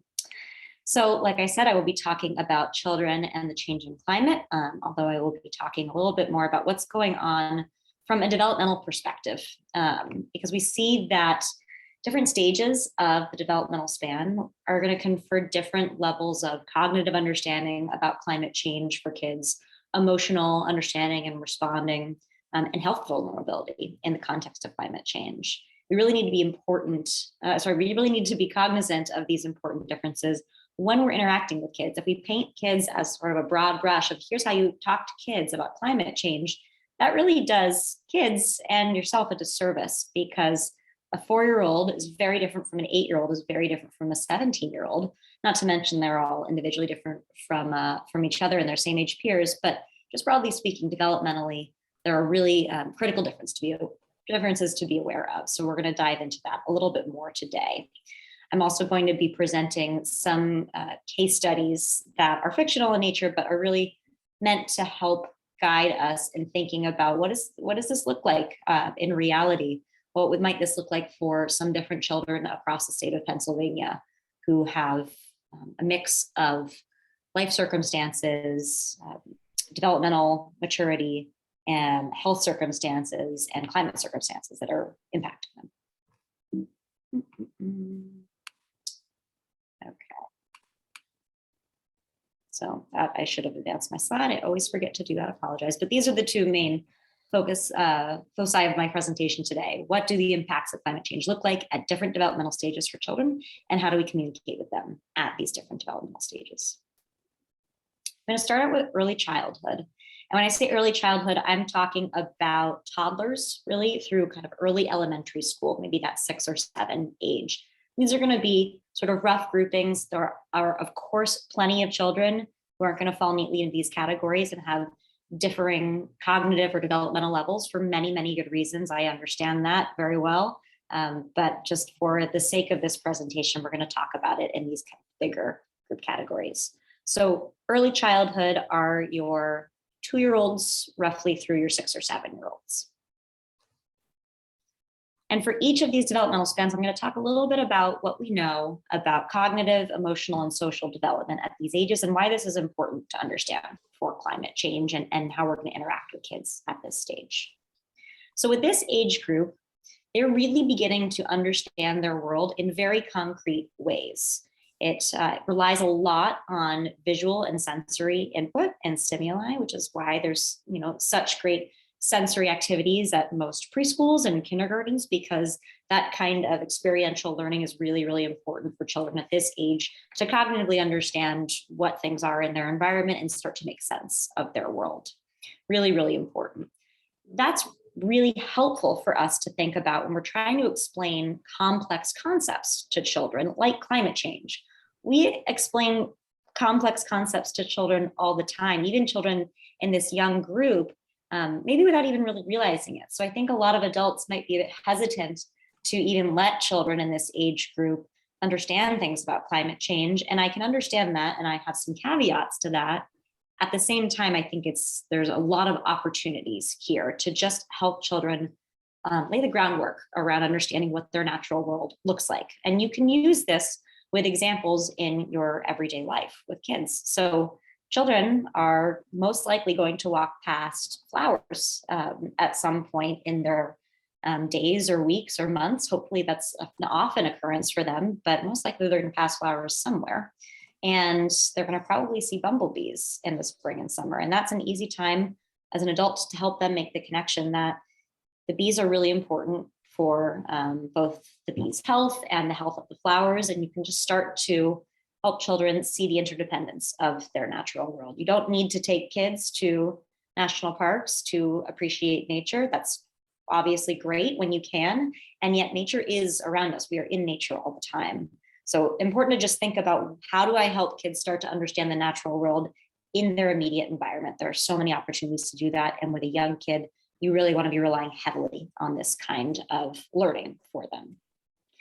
At this age, we also really want to think about how kids are starting to make sense of their worlds socially and emotionally. I think there can be a temptation to think that really young children don't pick up on adult emotions, don't really have access to them or perceive them. And we know from research and from clinical experiences and daily experiences that many of you probably have, that children are actually quite perceptive from an early age. And even if they don't have the language to describe what's happening for their caregiver, as they see their caregiver be very stressed out, or for themselves, they're still physiologically feeling it and probably affectively feeling it too. So a caregiver who's very stressed out by some aspect of their daily life, or the climate crisis, or the impact on their job or financial security or housing, most likely children are going to pick up on that. That's not to shame any caregiver who is feeling that way. There are many, many valid reasons for feeling that way. It's just important to also know that children do pick up on these kinds of things, for better and for worse. So we really want to think about the central role of whatever important caregivers there are in that child's environment for communicating and modeling emotions.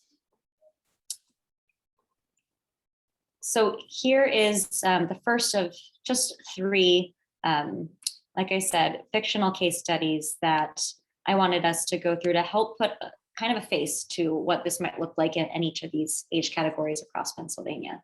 So in our early childhood category, we have 3-year-old Isaiah, who's living in Pittsburgh. Isaiah's parents are both employed full-time in the healthcare system. They themselves are both in very good health and highly educated. The family moved there due to job opportunities in the region, which have been really helpful for them. And at the same time, they're living in a region that has a high level of environmental hazards present in it that we are well aware of in Allegheny County. And these challenges are, Isaiah was born with premature, he was born premature with low birth weight and underdeveloped lungs. And these challenges may be related to some of his mother's exposure to airborne carcinogens. And so his exposure in utero. We do know that there are a lot of really scary health implications from the dangers of the oil and gas industry and air pollution that results from that. So even though Isaiah is a happy and generally well-functioning child, we also have concerns about how environmental hazards are going to impact his health and could be increasingly frightening for his and his family's health as heat and humidity increase in the region over time.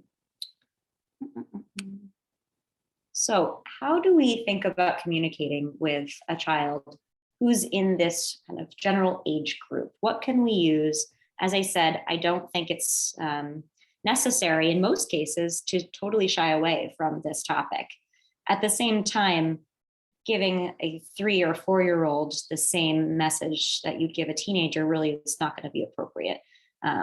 Giving information or messages that stoke fear is not going to be very useful for this age group, because there's going to be most likely not a super developed abstract set of abstract reasoning skills to understand that and think critically about it. So we neither want to completely shy away, nor do we want to give them all the information, but really think about what their capacity is and how you can help them build an interest in and a connection to the natural world. Like I said, that can be beautiful parks, that can be hiking trails, that can be rivers, but it doesn't need to be something grand. It's really important to just connect them in the world that's around them. And that can be on their way to school, stopping to look at something. That can be on their weekends when they go to the park with you, building an interest they already have in animals or trees or plants or the oceans. Really important to use immersive and experiential opportunities for learning about the health of the planet. Like I said, they rely very heavily on visual and sensory stimuli, experiential stimuli, to help them make these kinds of connections. And it doesn't have to just be about receiving information. It's great to help them actually make connections and explore on their own. And you can do that through collecting items, investigating things in nature, creating things themselves. Thinking about the messages that you want to give kids in this age group, again, it depends on some aspects of their social, emotional, and cognitive maturity. But in general, I think it's helpful to keep in mind that there are some really important central messages I think would be important for kids to hear from an early age. And that's about how the world works, that it's both beautiful and it's life-giving, and it's very fragile. And it's important for us to take care of the planet that we live on, because the planet takes care of us too. And that's a message that even very young children can understand and appreciate. If you're a healthcare provider, speaking with children of this age group, by the way, I think you can reinforce these messages and provide that kind of education to parents or family members or friends to use when talking with children. And you can also help children in this age group just start to make basic connections between their bodies and their health and the climate. So, how do you feel when it's hot outside? Does that make you happy? Does that make you really cranky? You can sort of model that, hotter weather might make them want to be outside to play, but also, might make it harder for them to breathe if they have asthma, or they could get sunburned. So just really basic connections. Doesn't need to be climate change related, but just about the climate and weather and their health can be useful. Okay, moving on to more middle to late childhood.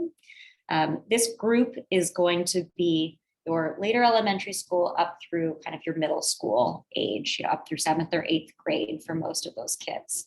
And these kids, I'm just gonna check to make sure I don't have any challenges. Okay.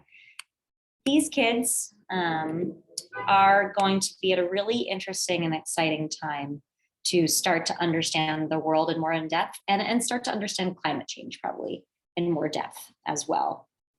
At this point, in the sort of like 8 to 12 or 7 to 12 range, most children have a much more developed understanding of cause and effect. They understand that if you turn on the light switch, that is turning the lights on in the room, and what you've done to kind of make that happen. A young child might learn to associate that, but they're not necessarily understanding how electricity works. So kids in this age group are going to have a more solid understanding of that. They're going to start to be developing some abstract reasoning abilities, but they're not going to be that advanced most likely in them yet. So those pieces can really help you start to explain climate change a little bit differently to them. You can use something in your home, like a shower. You can use the shower in a bathroom with the door closed. A hot shower is going to make the bathroom steam up. And that can be a metaphor that you use for explaining how greenhouse gases are trapped in the Earth's atmosphere and it's heating up the planet. So again, you're using visual and sensory stimuli to help them put these pieces together. But you can, I think for most kids, it's useful to start explaining what climate change is to them, because they're going to probably be hearing about it other places, and you want to help them really have the basics down, and they're able generally to understand that. With these kind of this more complex capacity for understanding conceptually what's happening, you're also more likely going to see more complex emotional reactions come up for kids in this age group. And so you want to be able to use that to your advantage. They're developing a greater awareness of and connection to their social world, whether that's through peers, whether that's through social media or news media. They're getting exposure from a lot of different places that a lot of times caregivers or family members don't necessarily know about. So just assuming that they are getting a much broader degree of input is an important place to start. And that's going to have the capacity to engender anxiety, confusion, stress, sadness, lots of complex emotions as they're trying to grapple with really, what does this mean that my world is changing, that our world is changing?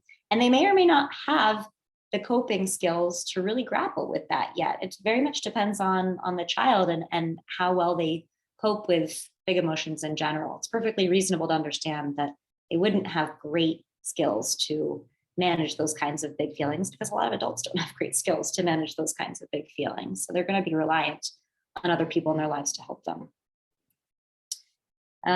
This is also an age where anxiety disorders often begin to onset. We see a lot of kids sort of in like the 7 or 8 range being a kind of a prime time for developing anxiety disorders, or at least certain ones. So just that general vulnerability kind of age is important to keep in mind here. And these kids are increasingly spending less time at home and more time outside, at school and sports, et cetera. And that means greater possibility of exposure to environmental hazards.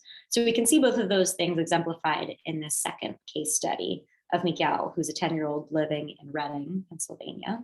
Miguel's family relocated to the Reading area from Puerto Rico after Hurricane Maria, in which their home was destroyed, and Miguel's family, like many families, had to relocate due to a climate disaster. They're currently living with relatives in a temporary housing situation that is congenial and amicable, and yet there's not enough space for everyone to do what they need to do and to live their lives. Miguel has a lot of interests that are in keeping with his same age peers, like Legos and baseball and soccer. And it's important to recognize that aspects of his personal and family history are going to increase his risk for health and mental health challenges in the context of climate change. Notably for him, the stress from leaving one's home and relocating, his history of anxiety, potentially extending to anxious fears about his world and the safety of his family in the context of climate threats, his history of asthma and his preference to be outdoors, which may lead to respiratory challenges as the climate becomes hotter and more humid around him in his area. So talking to kids in this age range, what do we need to think about? We can really leverage the fact that they have these burgeoning scientific minds and go into some more depth about particular issues, including those that are close to home for them or that they can really understand in stories. There are a lot of great books out there. PSR Club has an article that's reviewed several of them for different ages, and there's many other lists that will help kids take a piece of this climate issue and understand it in an age-appropriate way. That can be a really great way to pull kids in this age group in. We should be aware that they may have strong feelings already about climate change. We might be tempted to think, they don't understand that much. They probably aren't going to really be thinking about it or feeling too much about it. And often that's not correct. Often they already have actually very strong feelings or thoughts about it. So it's important to ask if they have thoughts or feelings about it rather than assuming. As an adult, you can play a really important role here in modeling value-based attitudes and behaviors, whatever that means for you. So if you want your child to really understand ways that they can seek support, ways that they can build resilience when they're dealing with climate threats, you can model that. You can involve them in that to some degree. If you think it's really important to write to their local representatives or senators about this, you can involve them in that as well. They can start to see you engaging in that role. That's can be really helpful. Some of them might need to learn kind of more direct coping skills. You might need to teach them rather than just modeling, but some things to think about. They're in your capacity. And you can empower them to take action in whatever way is interesting to them. So that helps them, again, make these connections between the climate, their bodies, their health, their well-being, and really make them feel like they have a role that they can play here to help themselves and help the planet in a productive way. So there are some infographics like this. This is from National Geographic Kids that makes this feel much more approachable and much more concrete rather than abstract for kids in this age range or even older. And this is something that somebody could put up, if you're a pediatrician, you could put it up in your reading room to just start to normalize that climate concerns are very real and that they're relevant to health and something that we should be thinking about and talking about. And you'll even see on this infographic that with just a few of these pieces, they're really promoting these actions that one can take for the health of the planet that often that are also beneficial for one's own health too. Okay. Lastly, we get to adolescence. This is, our sort of 8th grade and up, even through college, before we get to young adulthood. And in this age, the most adolescents have more advanced abstract thinking and reasoning abilities. They're getting more complex sources of information, and they have more advanced neurobiological capacity to really make sense of that and to think critically about it. They're engaging in some more nuanced and deep perspective taking, but they probably still are going to have a little bit of a ways to go in that regard compared to an adult. So thinking about that as the cognitive piece is critical. And then the emotional social pieces for adolescents, as many of you are probably already familiar with, really, really important here too, because there's a lot of pretty drastic change that's often happening from middle childhood into adolescence. One of which is that the social connections with their peers is going to become paramount for many teenagers. And it will be natural for some to sort of look to their friends or look to their peers as their sources of support, maybe transitioning away from looking to family as their primary sources of support and affiliation. If that is happening, that's pretty natural. Not happen for everyone, but it does happen. We will also see a lot of youth, especially today, looking for connection and support and allyship from community members. It's not going to be in person, it's going to be online. And that is something that holds a lot of opportunities and promise, and also has some unique challenges that we could spend a lot of time talking about. We don't today. We don't have time today, but that's important to think about. And then thirdly, teenagers are really, this kind of period of one's life is marked by getting to more critically examine one's role in their community and their environment, and examining their community and their environment as well. So if climate crises are already impacting their environment in really visible ways, taking away housing or jobs or forcing people to relocate, then it's going to be really important to acknowledge that teenagers are very much likely to be noticing this and developing their own thoughts and feelings and attitudes about this process happening. In terms of health vulnerabilities, this is also a pretty prevalent time for a lot of mental health challenges to come up, especially depression, as we usually see that onset in late adolescence or early adulthood, if that is going to onset, as well as other mental health challenges like anxiety and substance abuse. Climate concerns can be direct or indirect contributors to the exacerbation of this kind of mental health challenge. I will come back to this slide probably should have been after, but doing a quick case study, our third and last one, of 16-year-old Jess, who lives in Susquehanna County in northeastern Pennsylvania. Jess lives in a single parent home. Her father works for the school district. She herself is very passionate about social and environmental justice. She spends a lot of time on social media applications and gets very galvanized to action from a lot of the connections that she's made there. She's very bright and engaged in her world and wants to share her passions with others. And at the same time, that is hard for her to do a lot of the time in her home environment. There's a lot she enjoys about living in her hometown. And yet the town and the county tend to trend more socially and politically conservative. And there are a lot of times that she feels isolated for her attitudes and her beliefs and frustrated in the context of environmental policies around her. Jess's history of trauma and loss of a primary caregiver also could predispose her to other mental health challenges in adolescence, which could really inhibit her ability to effectively pursue meaningful social and climate justice work. So how do we communicate about the climate with adolescents? Keeping in mind, they tend to have a more advanced understanding about abstract concepts and regional, national, and global problems. The extent to which they really care about that and spend a lot of time thinking about it, of course, can vary, but their capacity for thinking about that is usually much more advanced than it is in elementary and middle school. They are better able to handle some challenging feelings in the wake of learning about the climate crisis, but again, with more understanding often comes a more complex emotional reaction. And so it's not always going to be that just becoming an older person is going to give us more skills to cope with those kinds of emotions. So something to think about here is how to talk with adolescents in a way that really honors the fact that they are developing their own way of viewing the world and validating that their emotions and their thoughts are understandable, even if you don't agree with them. Validating just means communicating that they're understandable.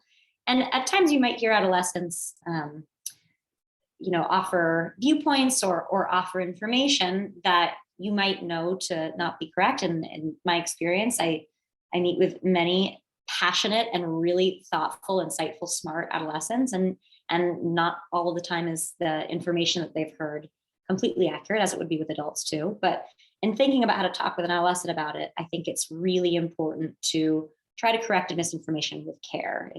If you're coming in as an adult, kind of just charging through and shutting down conversation, that's likely to drive a wedge between you and that teenager.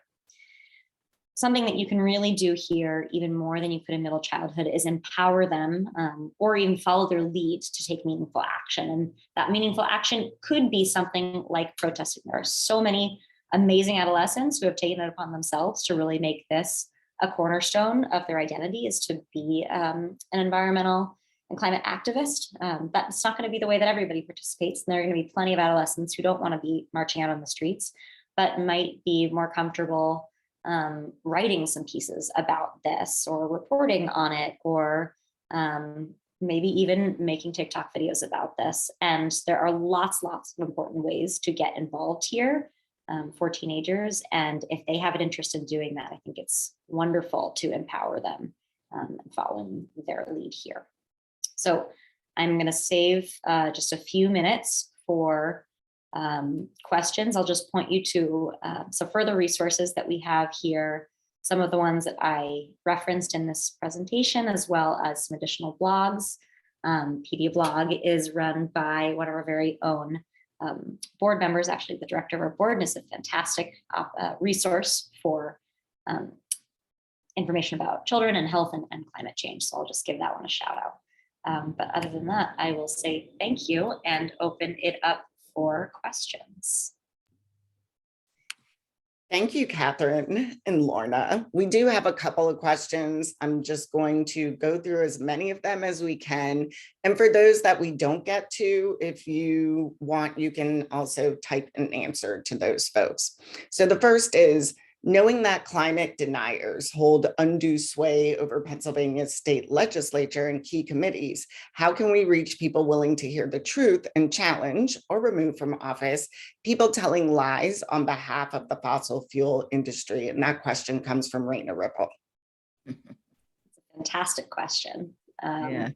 I have some thoughts, and it's first off, I'll just say it's an incredibly complex and challenging problem that I don't think anyone has a lock on yet. But there are a couple things that come to mind. One is there's increasing research to support that one of the best ways to help people navigate some of their climate denial is really trying to leverage the stakeholders in their lives that they already trust and that they already do share some viewpoints with.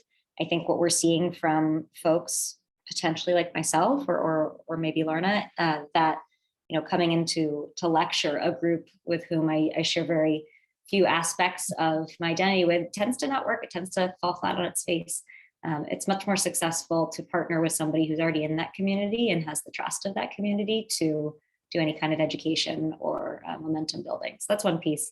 And then on the youth side of things, I think it will be fascinating to see what happens with the democratizing of information available through social media. Pretty much every teenager I work with is involved in social media in some way. Even if they're not producing content, they're consuming it all the time.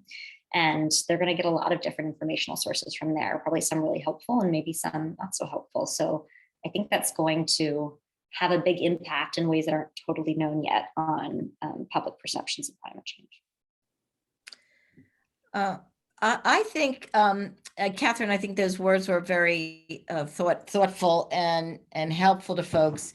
I think another thing that we already know that wowing folks with endless numbers of facts doesn't change minds, but a lot of times personal stories are impactful, and telling this, if you're familiar with someone who is impacted directly from a climate event, whether it's flooding or heat or another thing, fires out in California, if you can tell those stories to folks and share them and have folks understand their what impact that does have, we can hope that folks will empathize with that situation and those stories and be a little softer about their viewpoint. Because now the impacts are here, they're among us. And they're in Pennsylvania and they're in New Jersey and they're close by. So there's more stories to tell when you can find them. Thank you. We do have a break scheduled right now. I would like to be respectful of everyone's time. You may need a bio break or need to grab a drink. I'm going to hand it over to Ryan, but before that, I'd like to say thank you again, Lorna and Katherine. I believe they'll be here at the end. If you have extra questions, please just put them into Q&A. We will have some time at the end to address extra questions. Thank you. And we'll be back at, I don't want to lie to you all, 2:20. Great. Thank you so much.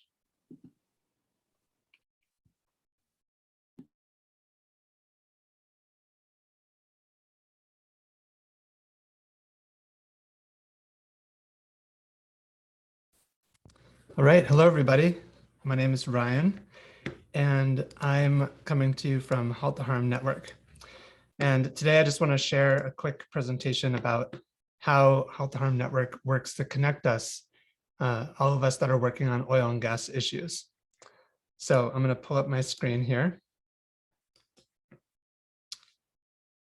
And it's really brief because the most important thing, I think, is actually being able to see the network itself. And so I'll put a link in the chat as well, where you can see the live stream for this event is happening in the network right now. And that's also where the recording will be posted and where you'll be able to join a conversation after this event with people that are talking about health impacts of climate change. So on the operations team, we're a really small team, and we partner often with organizations like PSR to do webinar support, but we also are building a national network. And it's a network of people that are working at the local level and wanting to connect all of those various local fights. There's a discussion and events calendar. That's one of the primary services that we're offering. And that's at network.halttheharm.net. You can see all the upcoming events that are being posted by members of the network. And you can also contribute your event to this calendar. When you do, events are published out to over 3,000 members on a weekly basis who've signed up for event updates. The discussions are private. So while the events and announcements and webinar replays can be publicly available, the discussions are all private, and you can create a profile that's unique to this network so that you can connect with people with your organizing or with your professional work. So again, watch and share the replay.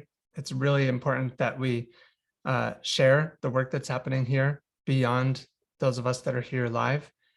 There's a lot of value being brought out in these presentations, and we'll make sure to produce this video and make it available. Also, make sure you check out PSR. They've been putting some links in the chat as well as links to sign up for their newsletter. And I highly recommend being involved and being able to get their updates. You can also check out our frackingnextdoor.com, which is the fracking resource center that we set up with Mountain Watershed Association.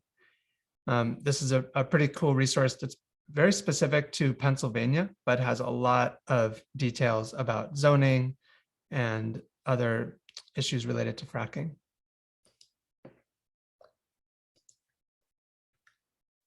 Finally, after this event, we'll send you a brief survey that will help us improve our webinar production. You can also work with us on your next event.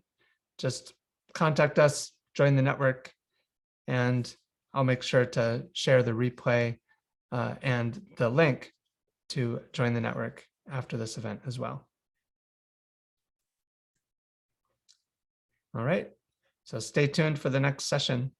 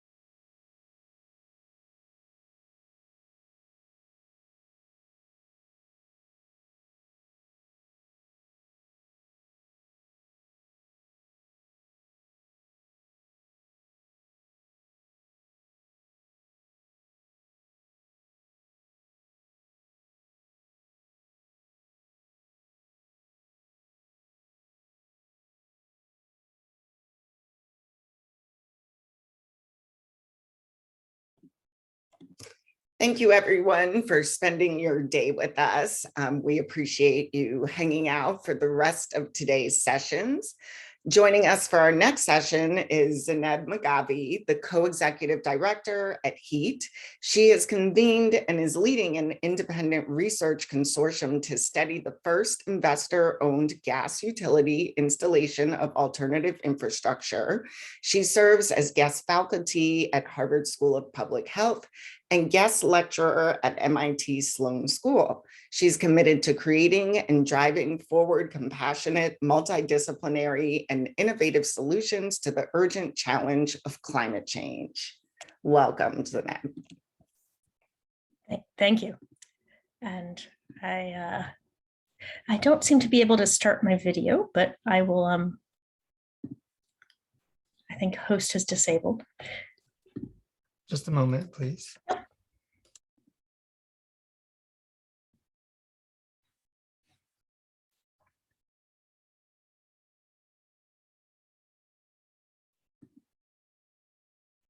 Hi. Thank you.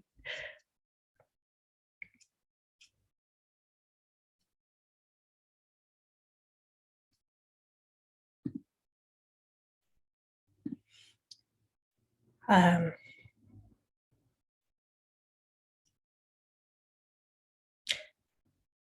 I able to share screen? Yep, looks like you're good to go. Okay, excellent. I am going to see if this all, there we go. Can everyone see that slide? Yes. All right, That's excellent. Thank you so much for having me.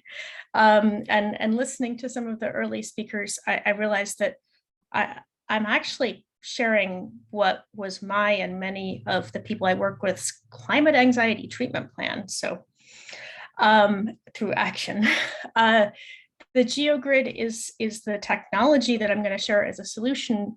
It is the most efficient and equitable electrification path I know of.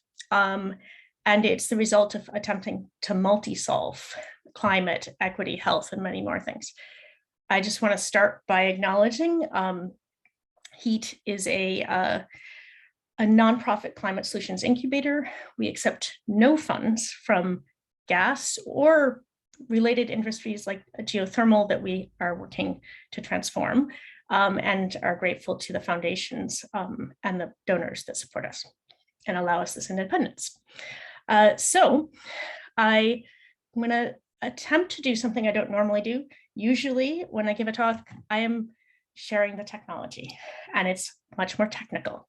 And today I'd really like to attempt to integrate that with the social and the grassroots parts of the story. So I'm going to attempt to tell the story, switching back and forth between the social and the technical. Thanks. So it starts with methane leakage, of course, from our gas system in Massachusetts, which is where HEET is located. And, you know, the gas system was pretty cutting edge in the 1800s. We in Massachusetts have some pipes from President Lincoln's presidency.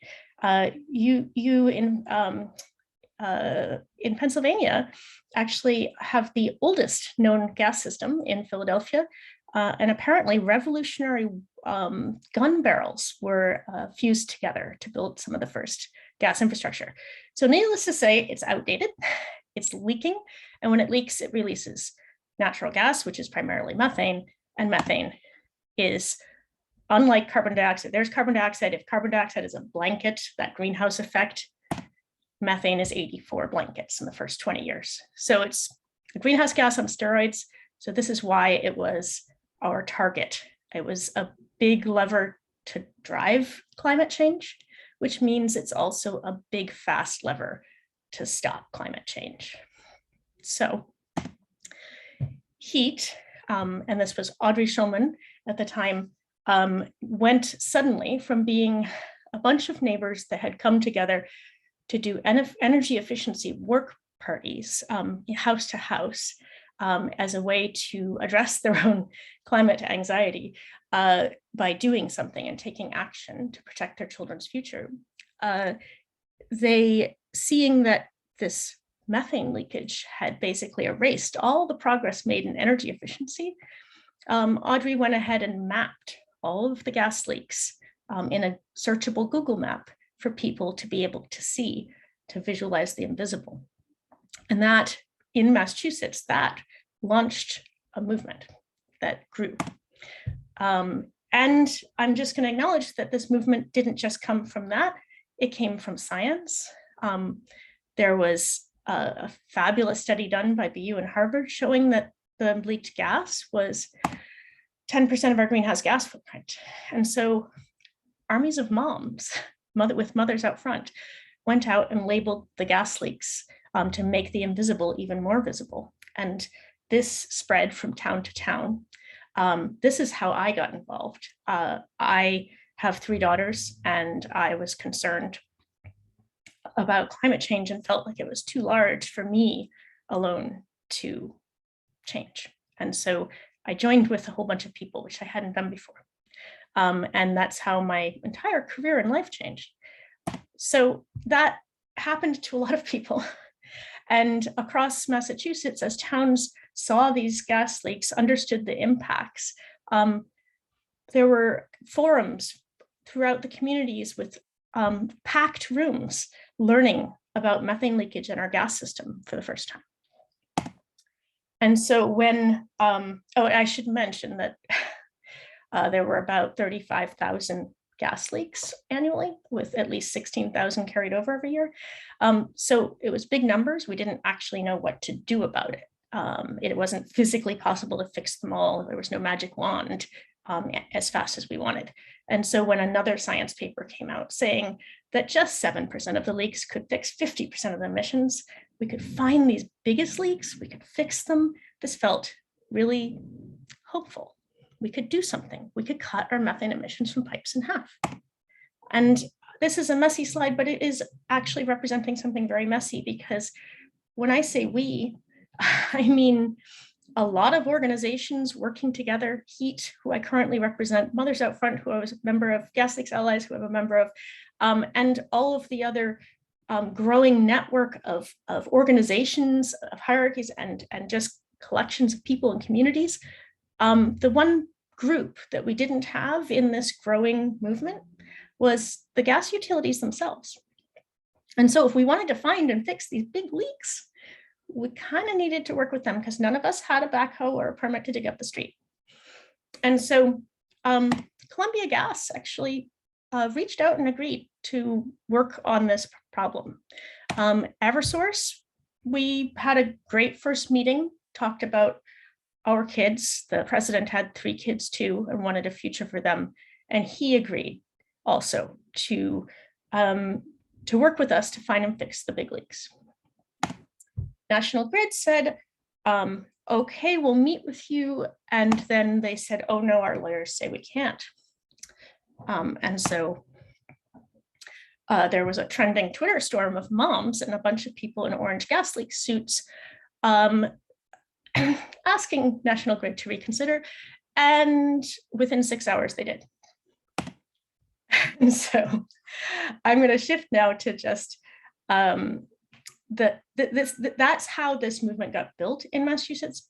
But part of what you're seeing here is HEET, which is one organization in this story, attempting to work and engage with all the stakeholders, including the gas utilities, learn, listen, find the key places where we could drive change, like those largest leaks, and then innovating and iterating together until we solve the problem. And all of that, it moves at the speed of trust. And I really, really mean that. And so what that actually looks like, that lovely slide, is here's the co-executive director, Audrey, and myself in hard hats out on the street with 3 different gas utilities testing a new tool we developed to measure methane emissions. Here's a summit at MIT with all of the gas utility executives and the climate activists in the same room and no fistfights, and announcing an agreement to find and fix the largest leaks faster than the state had required. And we did the science, published and determined together with the utilities, with measuring together, finding an agreed set of facts and data that to determine how to find and fix those leaks. And then we are continuing to verify and find and fix the leaks. We're a few years in. It's now state regulation and law, and it's a really great success story. So I'm going to back up for a second. So this sounds like it was all easy, and I don't mean to imply it was at all. It was extraordinarily difficult, particularly just in engaging with the gas utilities, who a majority of the group that was that I was working with really felt very strongly. All of that climate anxiety had often been directed towards these individuals as those causing enough harm. And so engaging at that level was actually quite challenging. And we were startled by the amount of kind of human relationship and trust we were able to build, and saw it as an incredibly powerful thing that we should do something more than just fix gas leaks with. Could we transition and transform the system? And as we were trying to figure that out, something unexpected and horrible did transform the system. And I'm sure you heard about it. There was one of the largest gas disasters in history, more than 71 simultaneous house fires, as a mistake, a human error, overpressurized the gas system to 8,000 homes, basically blew out the gas system. A young man died, several were hospitalized, and that community lost their gas service for months as going into the winter. It was, unfortunately, a significant portion of the area affected was a very low income gateway community. And there were just piles of challenges in terms of the housing stock and the electric supply, and every step of the way in addressing this disaster was a challenge. And it quickly became a conversation about transition, moving away from this explosive gas. And the folks that we had been working with, our network, within 3 days began to deliver induction cooktops to the households who now had no way to cook or heat water for showers. We had them because we'd been running Taste the Future parties. We were trying to address the cook stove as the key interaction point in the gas system between the household and the gas system. And we rapidly got more donations from IKEA, and were able to provide induction cooktops to 700 homes. And in the process, built a set of relationships in the community that we treasure to this day. And I'm going to come back to that a little later. But I want to come also to that stove. I know that this community I'm speaking to is very aware, I'm sure, of the conversation around health and the gas stove. And it is a really key thing to understand that what is in Pennsylvania in terms of the fracking industry, and then is carried on a pipeline to us here in Massachusetts, that pipeline ends in our homes at gas stoves, which are often seen as the center of our family, our hearth, and often are an emotional attachment for people.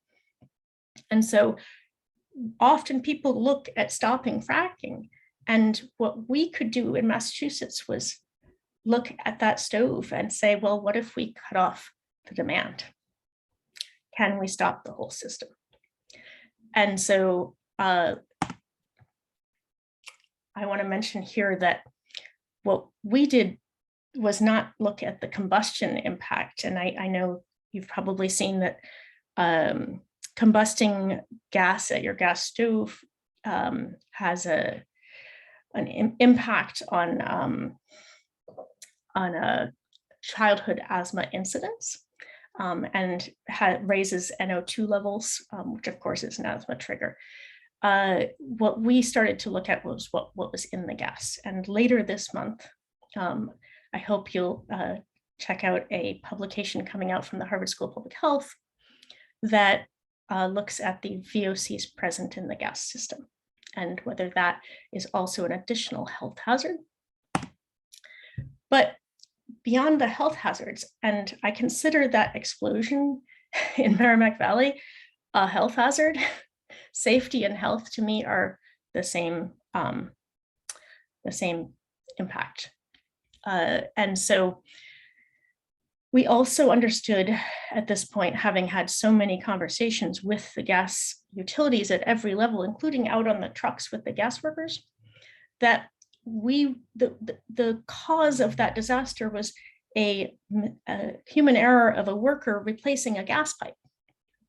And it turns out we were replacing gas pipes at an unprecedented rate. In fact, from today, there's more than $20 billion scheduled to go into new gas pipe. And this is a map of all the new gas pipe plans for the next 5 years. And the customers have to pay back that investment in new gas pipe, at least over 40 years. And our state mandates net zero by 2050. So in other words, we're digging stranded assets into the ground all over the place. So it's not just a safety and public health challenge, it's also an economic challenge. And so that for our group at HEET triggered a lot. I just want to acknowledge that in between all of this story, there's so many meetings, so much relationship building, learning and listening, idea generation and iteration. And that a lot of it, and this is Professor Lee Sharp's slide, but a lot of it was about aligning all of the stakeholders in the system, whether an organization or a community represented by those two images, to some kind of agreement on our future. Do people want a business, a job, home, health? Like where do we have that common ground that we can begin to imagine the future we all want together? And this is the list that emerged from that process. It's the list of the core needs that every stakeholder affected by the gas system in our community needed in order to move to something else. This is what was needed from that something else. And it's quite the list, right? I mean, meeting all of those needs is a little bit daunting. But eliminating any one aspect of this stakeholder system, which is a community, also was a daunting idea. And so we kept trying and iterating. And I'm just to give you a sense of what I mean when I say iterating. For example, taking this list on the left of some of these requirements, these needs. If you take a ground source heat pump, and it's like an air source heat pump, but using the constant temperature of the ground beneath our feet. And you see which ones it meets. Well, it meets a lovely amount of them. And it's a wonderful solution on an individual house basis. And then you say, okay, well, are there other solutions? So we started exploring district energy. They have a lot of it in Europe. And it's also a great solution. And it meets a bunch of other of these categories, but it's actually pretty hard to get renewable, and it has some other ones that it doesn't meet. And so we started trying to figure out, well, could we connect ground source heat pumps and make them more like a district? And drafted the geogrid, a lot like what they're calling in Europe, a 5G system. And it met a lot more of the requirements of the system. And then we went one step further and said, well, what if we took the gas utility itself and evolved it to build and the geogrid and deliver thermal energy to its existing customers. And that gas to geogrid pathway, it suddenly delivered on all of the stakeholder needs.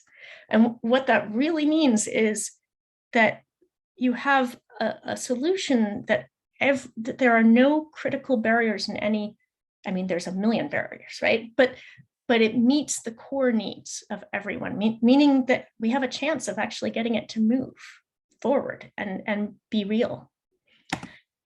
So this is the individual street segment infrastructure. And I'm going to switch to the technical side of the talk. And we initially called it geomicrodistrict, but heard from a lot of people listening that was a mouthful. So here's a geoblock, and it's got a pipe, just like that gas pipe, in the gas company's right of way, and it's got water in it. It's a little bigger than the gas pipe, but it's got water in it, and it's a loop in the street, and then there's a loop that goes to every customer building. Again, water's in it. And at every customer building, there's a heat pump, and it's pulling the temperature off the water. So the utility is delivering temperature, thermal energy, by using the water to their customers, and their customers get to set their thermostat anywhere they want and get their heat pump will pull off enough energy to meet their thermostat's demand. In order to maintain the temperature in that water, the utility has boreholes in the street and can access the thermal energy in the ground to raise or lower the temperature of the loop. What happens next is really fun, because just like Lego blocks, a geoblock can be interconnected. And you can build one like a demonstration and then build more and interconnect them. And as you interconnect them, you're really growing a thermal network or a geogrid until you could incrementally transition a whole gas system right out of the 1800s and into what we need for the next century. So I want to pause for a second, because one of the important things we've learned about driving change in a community is to make sure we have common language. And the word geothermal has been problematic. It means at least 4 different technologies pictured here. And these are not the same technologies. So if you drill down pretty far and find some hot water, and then you pipe it around to homes, that's a geodistrict on the left here. And that's kind of like what they're doing in Cornell and Princeton. And then this one, the geopower, that's like going really far, unless you're in Iceland, and getting hot lava, like the heat at the core of the earth, and then using that to generate steam and drive electric power generation. That you can only do in some places, and really not the same technology. Instead, we're a little closer to this geo building, where we're accessing the stored thermal energy in the first few hundred feet of the ground, and using that to pull hot and cold in and out, storing it in the bedrock, basically. This last one on the right is what we're proposing, the geogrid, where we do that same thing, but interconnecting the buildings. And some buildings are using hot and some are using cold. And so I wanted to clarify that when I say geothermal or geo, I really don't mean any of these other technologies. So in Massachusetts, we ran a feasibility study. I'm glad to say that in Philadelphia, you have a proposal on the table to do a feasibility study for projects in Philadelphia. So we did it for the whole gas system in Massachusetts using representative street segments, and found that for the majority of gas street segments, this infrastructure confined to the right-of-way in the street, not adding on a park or anything else, and limited to 500 feet deep, could deliver all of the heating and cooling for the majority of street segments. Not all of them, but a very significant number. And if you start interconnecting them, the overproduction in some can balance out the underproduction in others.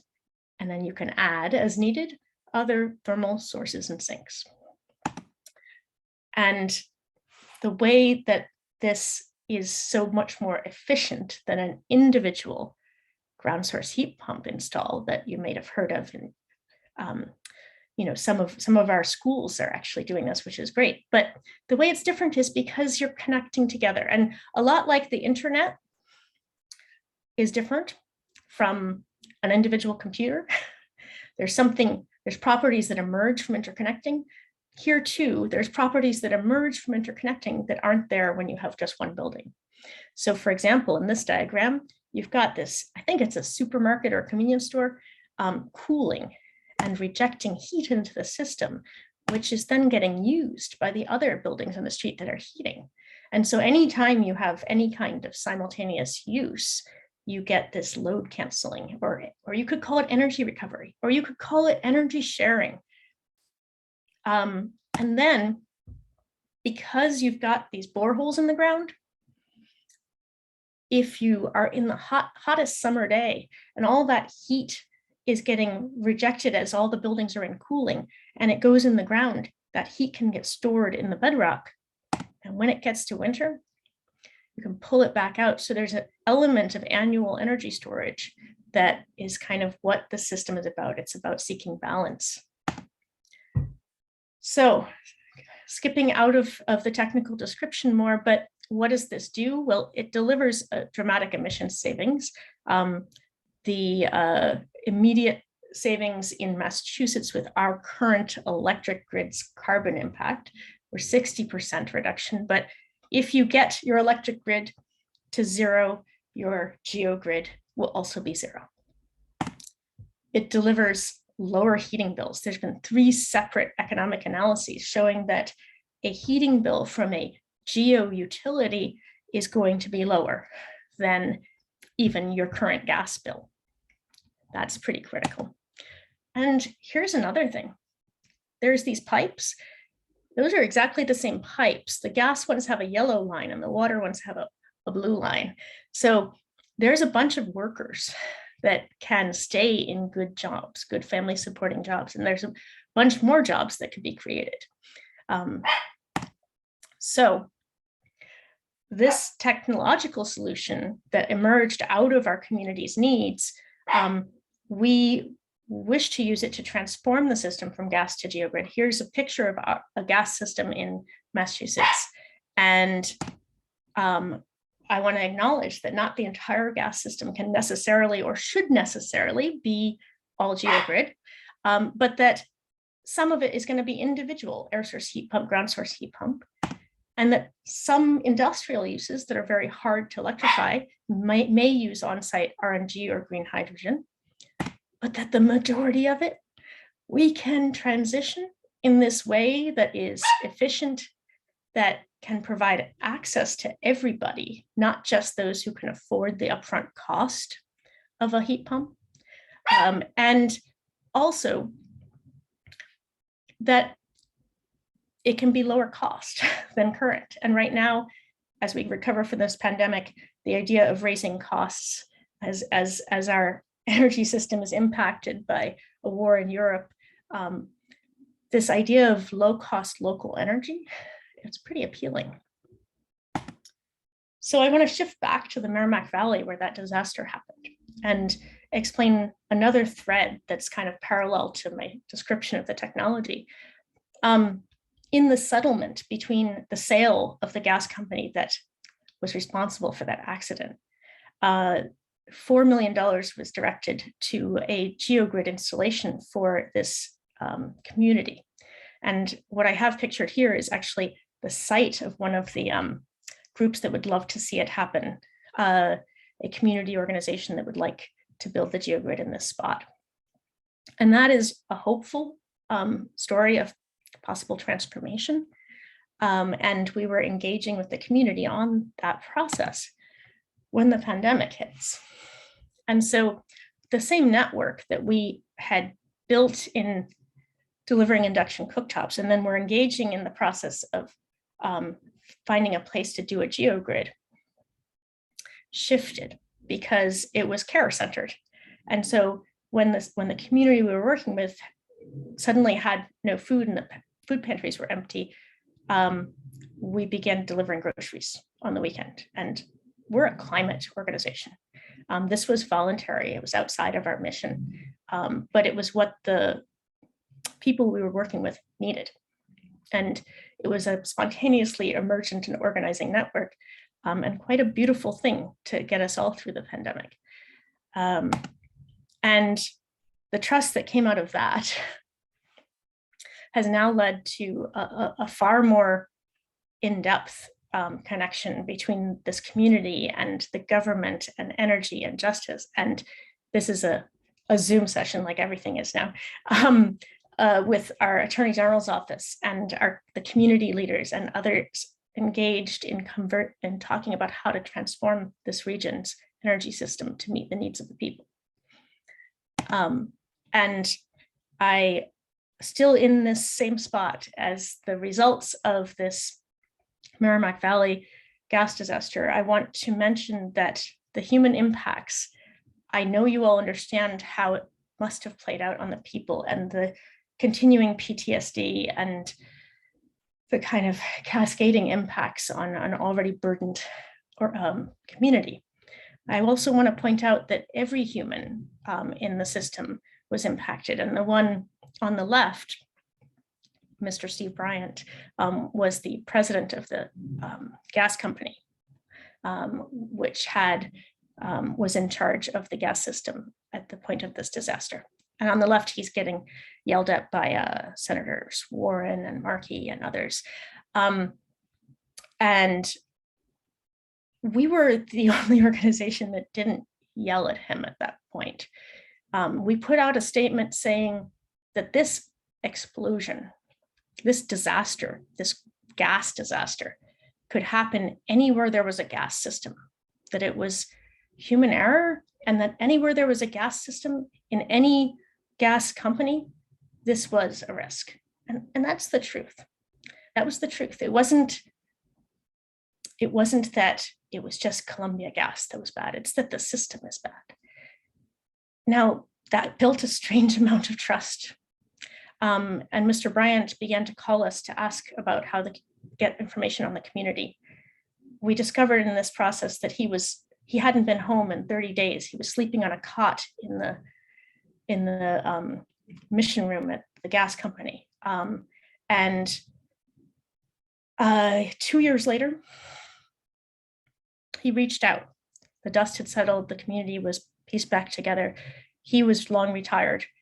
And he wanted to know if he could help transition the gas system. The picture on the right is him in my backyard meeting with the HEET team pandemic meetings, holding one of the team members' new babies. And he participated he helped guide us in making this report on the bottom, the gas pipe enhancement plan at the 6-year mark. His knowledge of the system and how it worked was irreplaceable.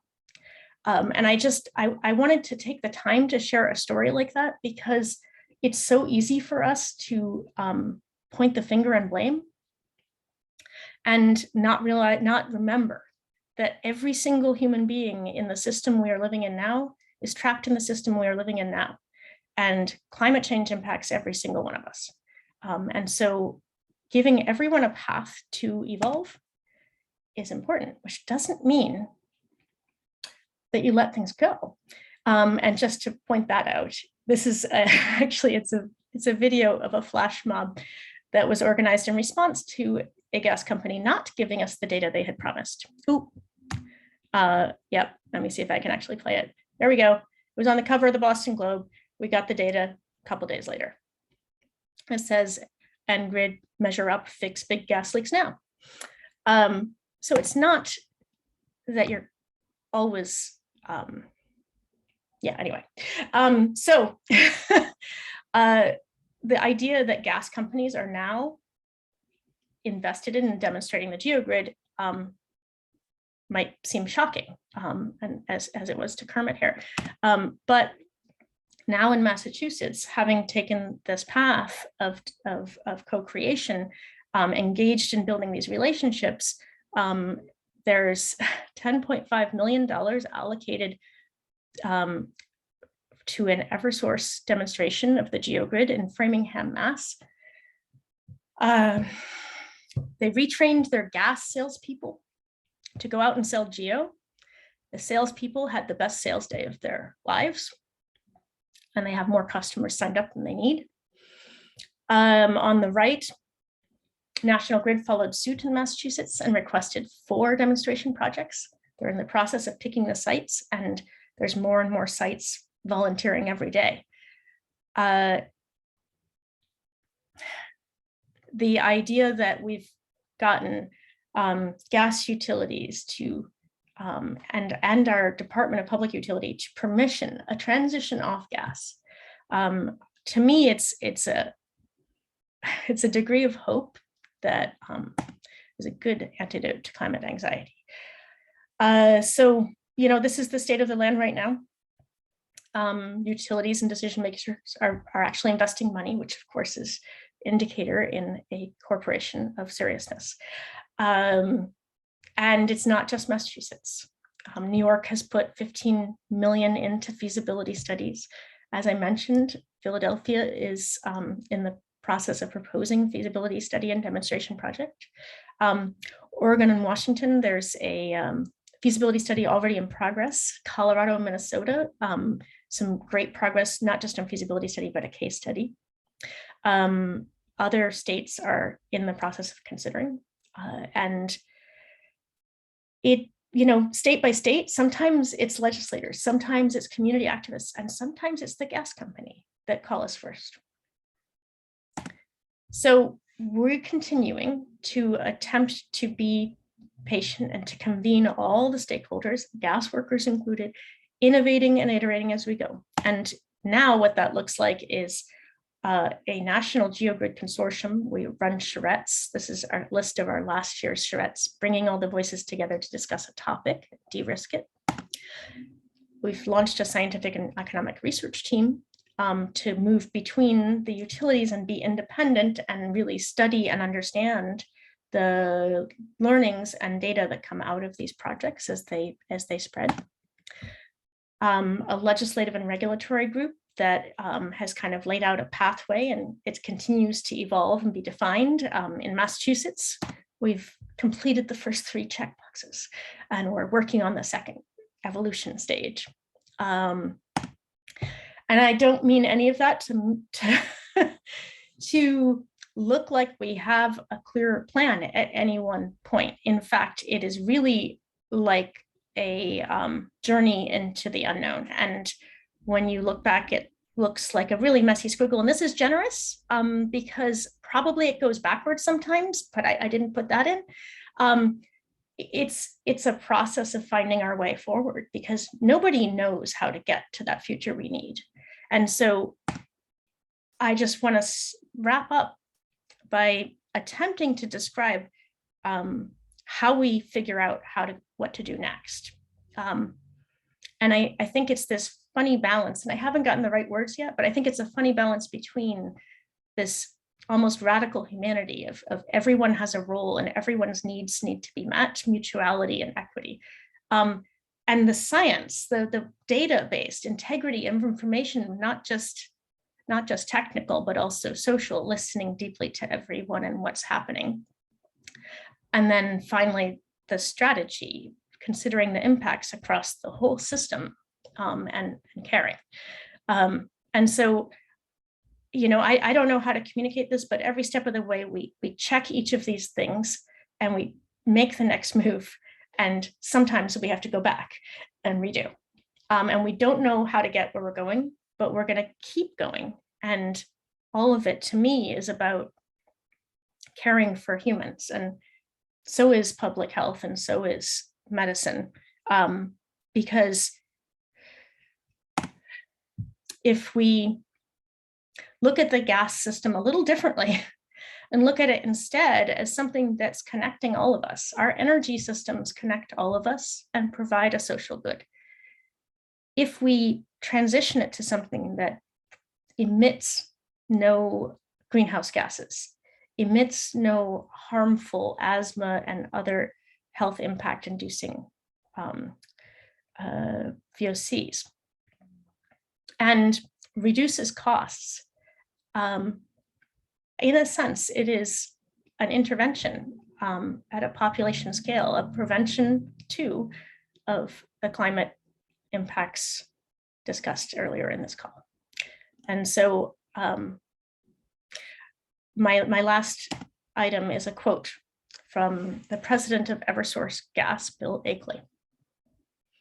And he says, this idea came from HEET. And remember, HEET is a climate solutions nonprofit working to move the gas system beyond gas. And he says, we're advancing it.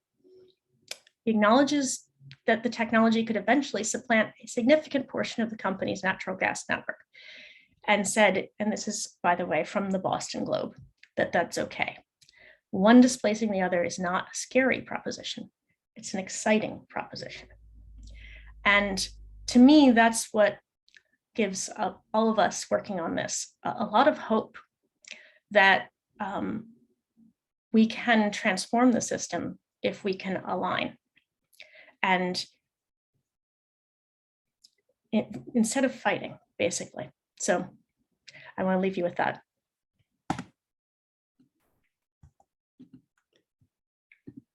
Zeyneb, thank you so much. Your presentation for me was definitely inspirational. I really love this model of community collaborative and co-creation. And I know that we internally at PSR PA have actually been thinking about how we have these stakeholder conversations. And I was wondering if this is a model that you have shared with others as you've been doing this work. Thanks for the question. So we believe in sharing. And so everything that we do or produce, our feasibility studies, our charrettes, are all kind of creative. There's a thing called Creative Commons, which is a shared copyright. And so it makes everything we do open source, available to all. And the only thing we ask is for acknowledgement. And when you take what we've done and improve it, we really want you to share back the improvements so we can all learn. And so that to us is part of solving climate together. And so of course, yes, not that we've managed to write everything down in a coherent way yet. And we're still learning, so. Well, you're still in flux, so it'd be a little difficult to have all the notes. There was someone who asked if you could elaborate on the Colorado pilot. So the Colorado is not a pilot, and I've been learning not to use the word pilot because every component of this infrastructure we propose, the geogrid, is market ready, fully understood, and works. Ground source heat pumps and pipes underground filled with water and pumps, we've had them for decades and decades and decades. So instead, I'm calling these demonstration projects because they demonstrate the results of taking these same known and tested components and configuring them differently.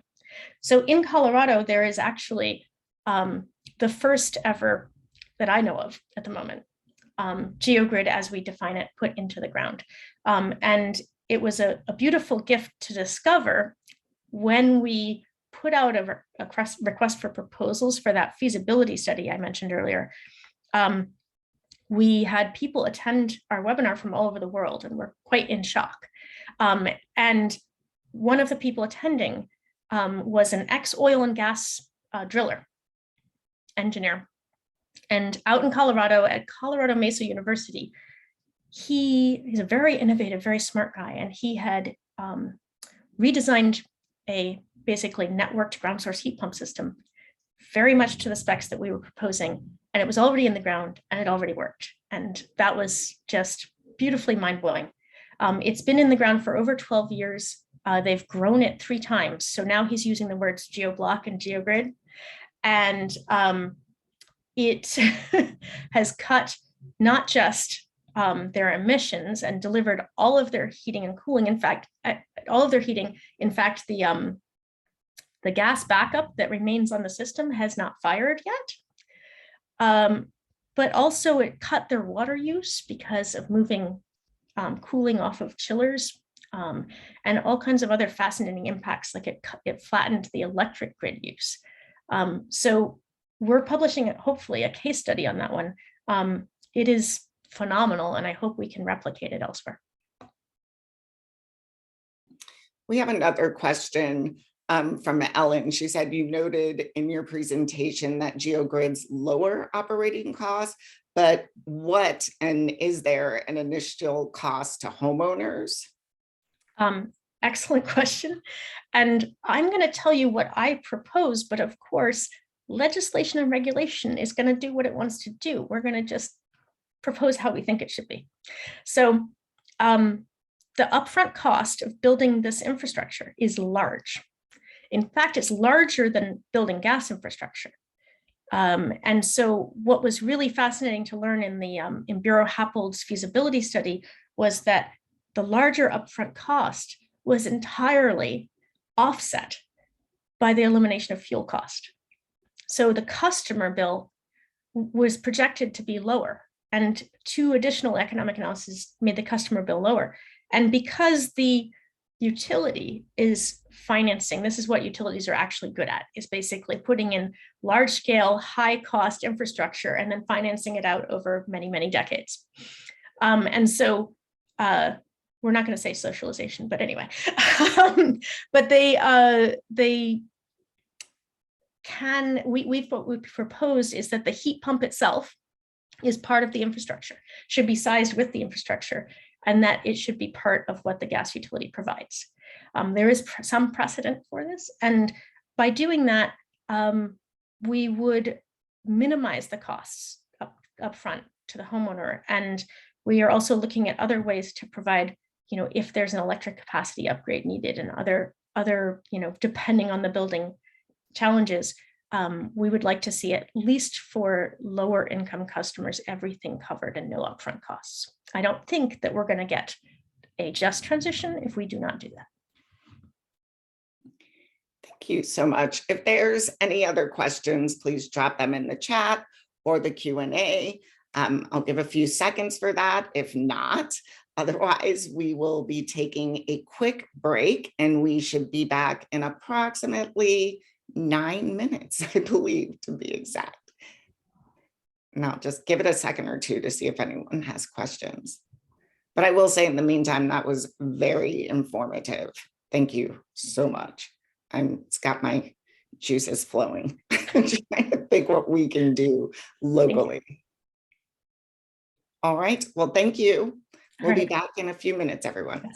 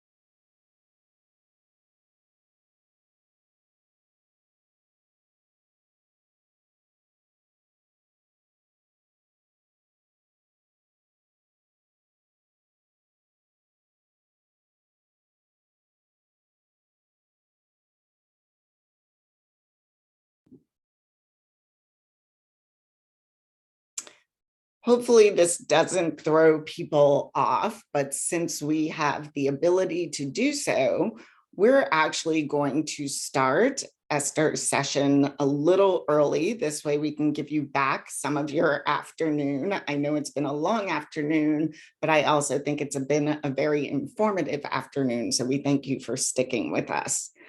Our next session, Enhancing the Resilience of Low-Income Housing in the Post-COVID World, is brought to us by Dr. Esther Obonyo.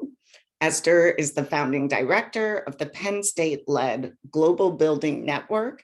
She is also an associate professor of engineering design and architectural engineering with affiliate appointments in the School of Arts and Architecture and the Institute of Computational and Data Science. With that, I'll pass it over to Esther. Thank you, Tonya. Give me a minute and I'll share my screen. I think it's working, right? Yes. Okay, so I'll jump right into it. So yeah, as Tonya said, I'm at Penn State University, and I'm actually currently on a buyout from teaching because I've been tasked with the job of building a global building network. That's a consortium. It's based on a consortium model. I'm very encouraged from seeing the previous presentation because we're still in the early stages of the consortium, but we're making progress with respect to identifying what the different stakeholders are interested in. I'm going to just very briefly talk about it and then try to explain where my thinking and the thinking of my colleagues is right now in light of everything that's happened over the last 2 years, and then reflect on some of the things which we believe can be solved relatively easily because the technology to solve them already exists. And the problems are not necessarily new problems. They are the same problems that the building sector has been having. It's just that we are having more frequency of hot and wet weather. So the problems that we're dealing with, hot, humid, moisture damage, they're happening in newer places, and they're also happening at a faster rate, much faster rate than was before. Then I'll just highlight some of the things we're doing for youth engagement. As I said, the Global Building Network is a partnership with one of the United Nations agency, and I learned 2.5 years ago that according to the United Nations classifications, North America falls in the Economic Commission for Europe. So Canada, United States, we are all classified under the Economic Commission for Europe.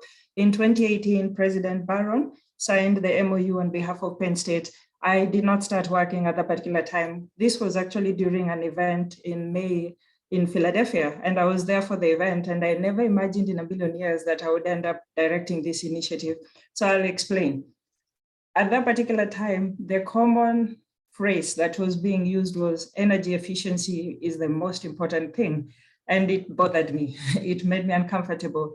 I believe energy efficiency is important, but it's not the most important thing. Staying alive is the most important thing. Being healthy is an important thing.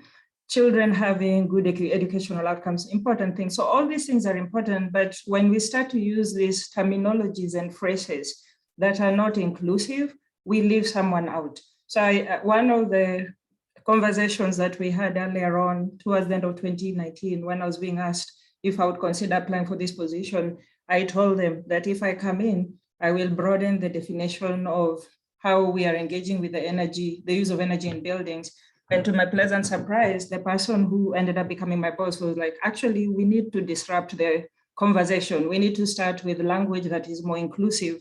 So over the last 2 years that I've been directing this program, it's been a challenge, but we are now at the point where we are seeing more people using phrases like energy justice, energy security. Energy efficiency is still part of the equation, but there's been a positive response, which for me is a big plus, because when I started, I was one person against everybody else, or most of the people who are actively engaged, who are very keen on energy efficiency being the dominant conversation. And don't get me wrong, I'm not saying we shouldn't talk about it, we should, but it implies that everybody has plenty. And that is what bothers me. As you can tell from my accent, I was born in an African country. I was born in Nairobi, Kenya. And even though my family was middle income, I have very many relatives, very many friends who grew up in the informal settlement. And to them, you have to talk about energy security. And there are very many places where in the US where it's, similar thing, energy burden, energy justice. So language, the framing is important because depending on the choice of words, you will leave someone out. We are a university. We are building community of researchers and educators. We are also training education. I learned during COVID that I used to think that Penn State has a much bigger focus on research than education. But during COVID, the pandemic, I actually learned, no, it's not the case. Our main product is still educating students. And just think about it, we have universities everywhere. If the university system, in the whole world became an ally for healthy buildings in a changing climate, we can actually transform the building sector. And then there's also this interest in case studies, in success stories. People want to know what works in different places. It was very nice, and I saw in the chat in the comment that people want to see that something is working, something that started as a small movement within the community can actually get to this point where we're seeing desirable outcomes. We are not quite there yet, but I'm very hopeful and optimistic that this is going to happen. This is the last slide I'll talk about with respect to the Global Building Network. There's a lot of technical expertise. There's the ability for the university system to generate net evidence is not something that we can question. I think the piece that is missing is the interconnections and the interdependencies. I'm from a built environment background, and when we get into conversations to talk about building, the focus is heavily quantitative. The focus is about the architectural design. The focus is about structural performance, mechanical systems, and we engage in a way that limits the opportunity to unlock mutual benefits. So we've been doing these stakeholder engagement events, talking with different people and trying to map opportunities where we can start to make those interdependency and interconnections. And this is one which is very dear and close to my heart, that there's a community that has emerged that is interdisciplinary, that has Penn State people and non-Penn State people, that has that title, Climate, Health, and the Built Environment. And it's, as I said, we're excited because most people will work largely in a cross-disciplinary manner. And what we're trying to do is to try to identify common themes that allow us to concentrate our efforts. I'll highlight some of them. So during COVID, when we went into the pandemic, for a moment, I was worried that I will lose my job as the director of the Global Building Network. And I started reflecting on the future. If the Global Building Network is not in place at the end of the lockdown, what sort of thing would I like to do? I wanted to take the lessons and the experiences that I had had talking to different people. I had so many conversations within the first 3 months of my employment. I was reflecting on my own work, which focuses on disaster resilience. From a very traditional, it was very engineering heavy. And I out of frustration, I decided to put together a proposal where I was basically asking myself, if you're given a chance to do something in the post-COVID world, what would you do? And that was the proposal that ended up getting funded very, to my surprise. I was pleasantly surprised that there was something in there that resonated with the program manager for a new program that had the title, Boosting Research Ideas for Transformative and Equitable Advances in Engineering. The call, I interpreted the call using my own experience. They were saying you might be in a stage in your career where you've been doing different things and you want to synthesize. I know, like, that sounds like me, because I was watching the news, reading the newspapers. The pandemic was intersecting with a lot of things everywhere. Flooding, hurricane, wildfire, everywhere. Europe, African countries, Nairobi, where I was born, in the US. So I felt that my own individual work had some pieces that were scattered. And if I had an opportunity to do focused work, I would like to talk to different stakeholders in all those domains and start to map out with them and with their input how the sector that I'm in can start to define and quantify, to start measuring and quantifying resilience in a more holistic manner. So I'll just read the last line here because that was my pain point. we are relying too heavily on hard engineering and infrastructure solutions, and it's not working. It's just not working. I was reflecting deeply, and some of my colleagues, when I talk to them, I use the phrase housing, and they use the phrase house. And it takes a while for them to click, for it to click when I tell them we're not talking about the same thing. You're talking about a house. And I rarely use that word. I always say housing. And the failure to recognize housing as a service in my profession is one of the problems and one of the challenges that is limiting progress. We focus on the tangible, the physical envelope.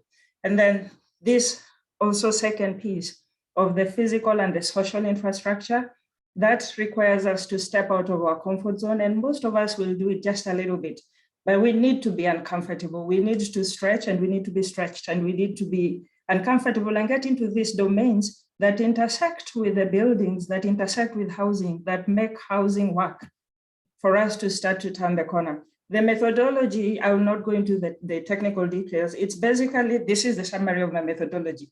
I said there's a lot of very good research that has been done. I reflected on my professor who inspired me actually to get into this space of low-income housing. Ironically, my PhD was in intelligent systems, but I had a passion for low-income housing. And my PhD advisor told me, don't worry, once you graduate, you can always go back to your passion. And that happened, so I'm thankful for that. The professor who got me very interested in low-income housing was at the University of Nairobi. His name is Professor Siaga, and he started working in 1970 in the slums of Kibera, and there's others. My friend's father, Professor Yahya, started working in 1969. And I sat down with them several times and listened to what they've done. Like, we have a lot of answers to some of these things. We are just not doing a good job of building on this experience and the knowledge that's already there.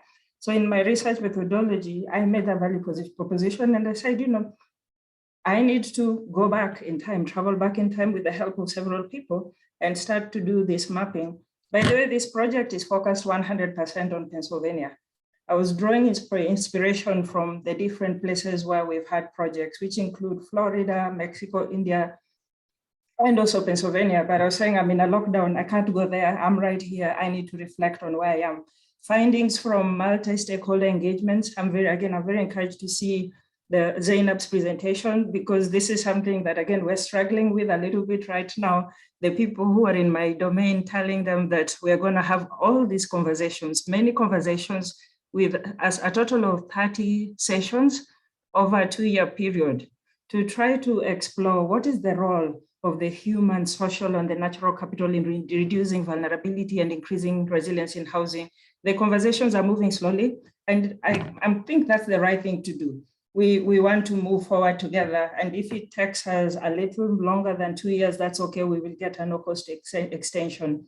I'll just move to the next slide. So why does this matter? So I was very surprised 2 months ago. I'm sure some of you saw this as well, that Brad Pitt was making news, and it wasn't for good reasons. The foundation that he had founded in 2020, I think it was 2016, it's called Make It Right Foundation, was they had been sued again. So the story, the background story, Hurricane Katrina 2015, everybody knows what happened. So from a housing perspective, it was a reminder that we have a lot of buildings that are poorly performing. Again, this breaks my heart because what is needed to fix this house is known.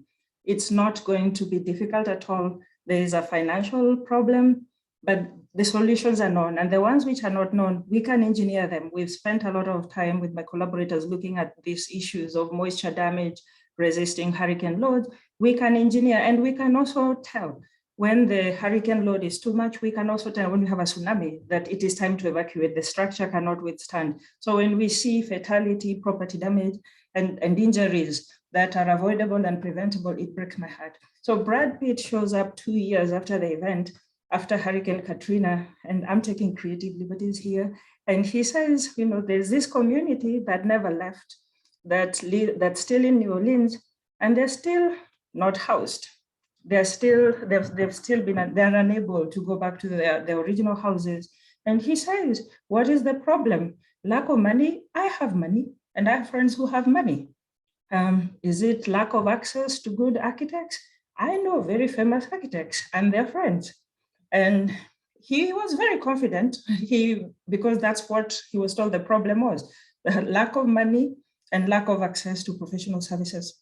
So he sets up this foundation, Make It Right, and they come up with a solution. And they also made this very bold statement. Brad Pitt made this bold statement saying, we are going to crack we are going to crack the Affordable Housing Code, and we're going to teach the whole of the US and the whole world how to do this. Yeah, so the focus for them was the 9th Ward area in New Orleans. This is the solution that they came up with. Yeah, they wanted something spacious. They wanted something that's designed to the highest sustainability performance standards, use of sustainable materials, use of renewable energy. You can see solar panels here. So they checked all the boxes as far as sustainable, resilient buildings are concerned. But then it didn't work. Within a very short time, they started seeing the occupants of the houses started observing that this building is falling apart. And it's happening at a very, very fast rate too soon. Usually buildings start to report problems, you start to fix things, maybe 10, 15 years. The house I'm living in is at that point. So you start to fix minor things here and there. These are problems which are beginning to happen within 2 years. It's a hot, humid environment. And the material selection, the technology selection, they were being innovative, but they were being too innovative. They were doing too many things at the same time. If you want to talk further about this from a technical perspective, please reach out. It's one of my pet topics. I'll just highlight, what is working in a planet that is getting warmer and wetter? It's not something complicated. The same area, there were examples of buildings that were houses that were constructed at the same time, and they worked. They used local knowledge. This is a project that was being implemented by someone who lives in the area. So they know what works and they know what doesn't work. I can give you several examples of things which I believe could have been problematic. There's a legal suit. So people are saying the problem was the construction company that was being used. You're introducing materials, systems, technologies that they're not familiar with. Why am I not surprised that there's a problem? Of course, there's going to be a problem. I think the universities can actually be a very strong ally here. This is what we can do. We can experiment with the introduction of alternative systems, and we can advise in cooperation with the communities, building on their lived experiences. If we are going to substitute things, it's not everything all at once. First of all, we experiment and we observe what happens in our laboratories. And then in collaboration with the communities, we try to see where do we start. So in some places, we were exploring the use of bamboo, for example, and I said, maybe use it to support the roof. Start there and see what happens. Don't change the whole structure because most of the times it's not going to work. So these are things which are known. I'm not going to spend time here. We have calculations that we can do. We know what needs to happen. The building needs to resist load and it needs to allow movement of heat and water. We say it needs to breathe. And if it's not doing that, it's not going to be durable. So again, it's very surprising that this structure started to fail within a year. And again, as I said, this is my way of saying those problems can be avoided. Even with climate change, we can manage these things. But we need to start respecting the locals. We need to start listening to the communities that are there. And we also need to explain to them what they're getting when we are introducing new systems, new technologies.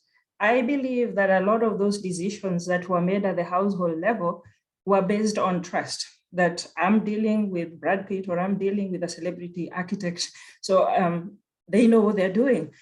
They know what they're doing for sure, but you know your village, you know your neighborhood, you know your community. You've lived in a house in the area. I've lived in the house that's here. So I know it's similar to me going to a doctor. I know my body. They know human anatomy and several other things, the people in this conference that I don't know, but I know my body. I know when I have a headache, that is because I'm dehydrated. So those conversations need to be two-way, even with the building system that I'm living in this house. I need to know what I'm getting. these are known. We know how water and air movement needs to work for the house not to get damaged. Again, I'm just flagging this up. And then I know the audience here is familiar. A lot of you are familiar with when this air and water movement it's not optimized, there is going to be a direct impact on human health and well-being. One of the things that happened during the pandemic, because I wasn't going to my office, I observed that when I was in my office, every single day, I would have some sniffles. Sometimes it would even be nasal congestion. And I thought that I was allergic to something in central Pennsylvania. I stayed at home for 1 month, my nose cleared. There was something about the space that I use as my office that is out of balance in terms of air and moisture movement. And even though I go there, I don't stay there the whole day. So all these are things which are known and they can be managed. And then there's other thing that I started reflecting on. My own work started with the inspiration that I talked about earlier, the professor in Kenya. He was working in the area of affordable building materials and he had picked on bricks. So during COVID again, I decided to go back and take a look what's happening in the field of bricks. We've been using bricks for centuries. And one would think by now we should have fixed these problems, but we haven't. The process that's used to manufacture bricks, we have 1.5 billion bricks being hand molded every single year.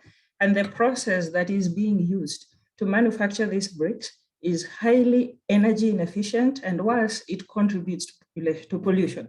So I've put some numbers here. The kilns in many places, the ones in the US have gotten a little bit, they're much better than this, but they're still not 100% clean. They contribute to, this is the average for the whole world, 20% of black carbon.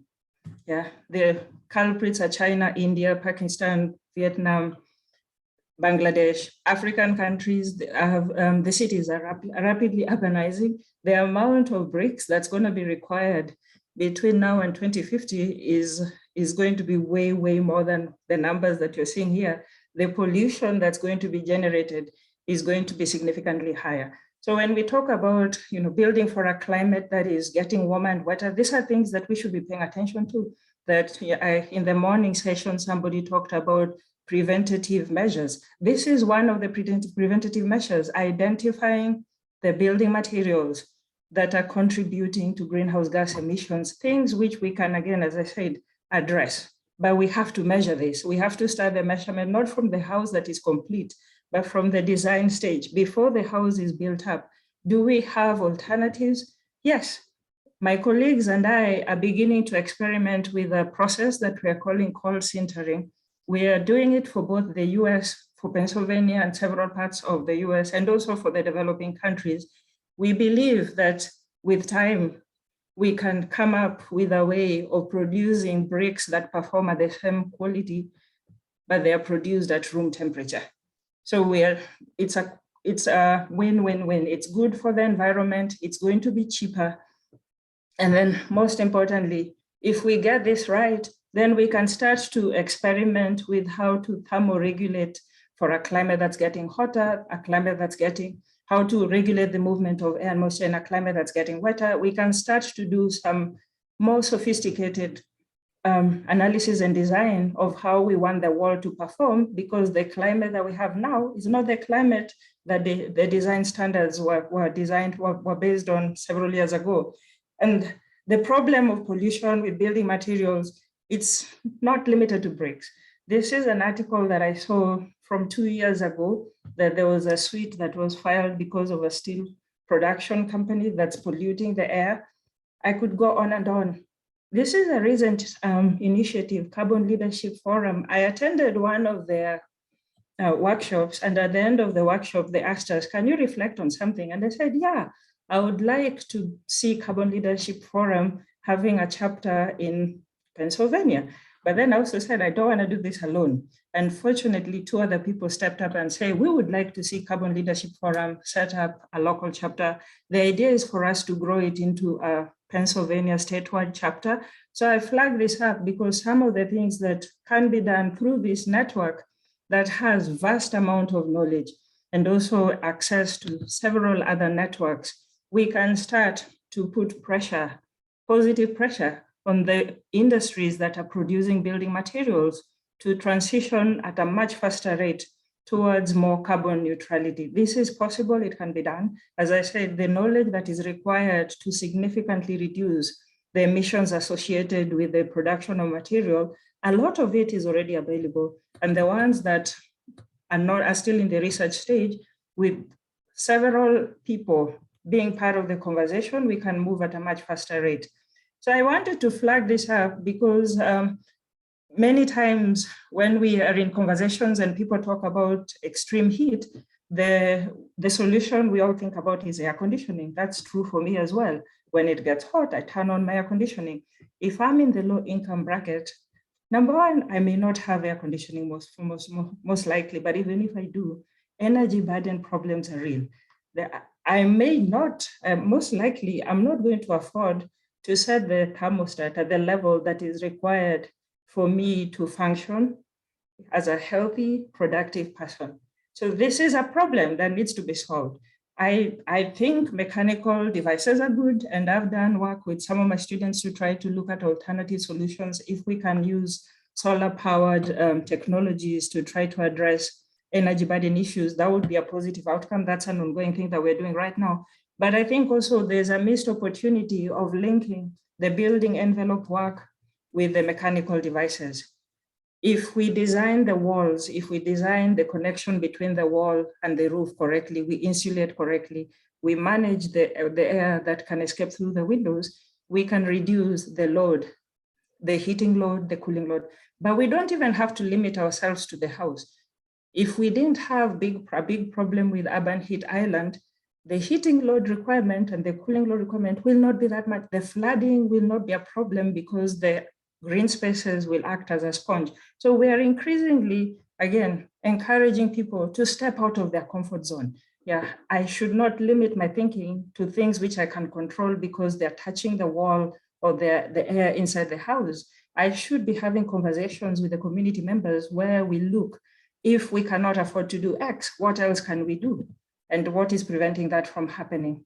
We spend a lot of time indoors. We all know that. And because we're spending so much time indoors, the World Health Organization, CDC recommendations for the minimum amount of pollution that a human being can handle to remain healthy need to be modified, especially in the changing climate. The amount of time we're spending indoors in enclosed spaces means that even at a much lower concentration, our health are at risk. We are having all these conversations, some of the things that are flagged up, we are trying to have them in a very holistic manner through this initiative, Bridging the Gap. We welcome your participation, please reach out. We welcome the participation and experience of everybody, academics, non-academics, people from any sector. And I particularly, would love to make a connection with mothers after what I saw in the previous presentation.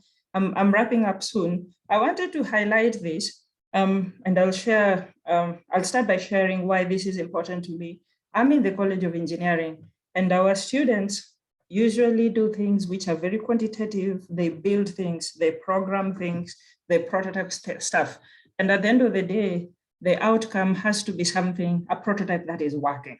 So that, for me, became an opportunity. How do I infuse thinking about the most pressing societal challenges into the courses, into the projects that our students are doing in a way that actually sensitizes them, makes them think about the social dimensions, the human dimension of the devices that they're going to produce when they graduate. So for the last several semesters, I've been sponsoring, mentoring, and advising students under a cluster of what is called humanitarian materials. To my pleasant surprise, when the project is classified as humanitarian, there is no shortage of interest from the student perspectives. There've been times when I've said, I only want 4 students, and I end up with 8, 9, 10. Yeah, so that's good. It means our young people are interested in solving problems that matter because they impact the vulnerable people. And then secondly, when I start the first meetings with them, I have observed that the motivation, like in this case, I told them that this was an international partnership. The students who are working with their counterparts in China, so the temperatures are in degrees Celsius. But I explained to them, mechanical engineering students, I explained to them that on an extremely hot day, if I don't have air conditioning, the house that I live in could peak at 30, 32 degrees Celsius, which is way out of the level where a human being can function as a healthy, productive human being. So I told them this temperature needs to be brought down to a certain level. And I remember they were asking me how much money. So I used that as an opportunity to have a conversation with them that, you shouldn't be asking me this question. You should be going and finding out. If I am earning minimum wage, I'm paying rent, I'm buying food, my children are going to school, I have some medical bills to take care of, how much money do you think I can afford? And that was the light bulb moment for them. They went and did an inquiry and they came back and they told me, Dr. Obonyo, this prototype has to work. And that was because they now were empathizing with a human being. Yeah, I was pleasantly surprised to see that just flipping the conversation and telling them, go out there and learn as much as you can about somebody who earns, a certain range of money that puts them in the low income category. They were very shocked, and that motivated them to want to come up with a prototype that is working, and it worked, and it managed to reduce the temperature by about 3.5 degrees Fahrenheit, which is huge. And because I believe in cumulative learning, I'm repeating the same project. I've been repeating the same project for 2 years. Each time I add a new challenge. The most recent challenge that the students are working on this year, I told them that the air that is inside the house needs to be filtered. And the problem is still the same. It needs to be affordable, and it also needs to be based on clean energy. So we'll see what they'll come up with. I wanted to stop where I started. That for me is the beginning of the change. That the conversations we're having within the built environment, they are not comprehensive enough because first of all, we are focusing on single events. We are focusing on the flood or the heat or the hurricane or something else. But we know that that is not how real life works.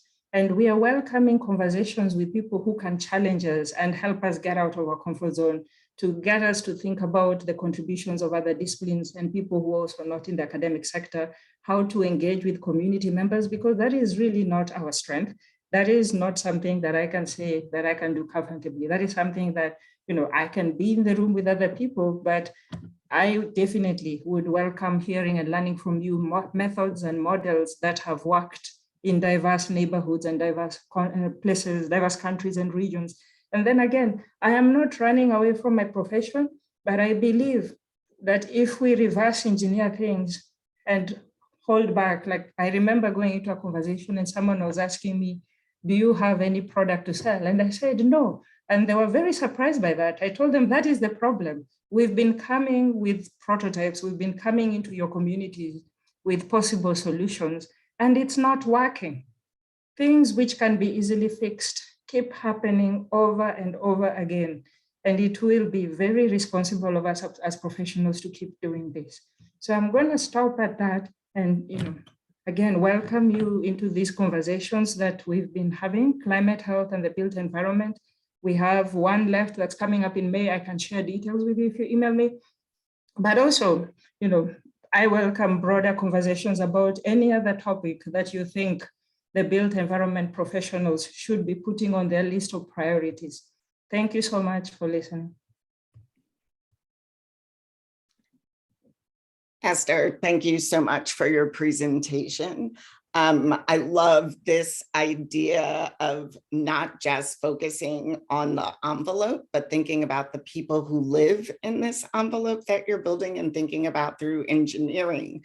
One of the things that you referenced was the idea of universities as community educators and collaborators. And making this more of a two-way conversation, right? Are there any models you've seen of this, or do you know of any universities that are doing this well?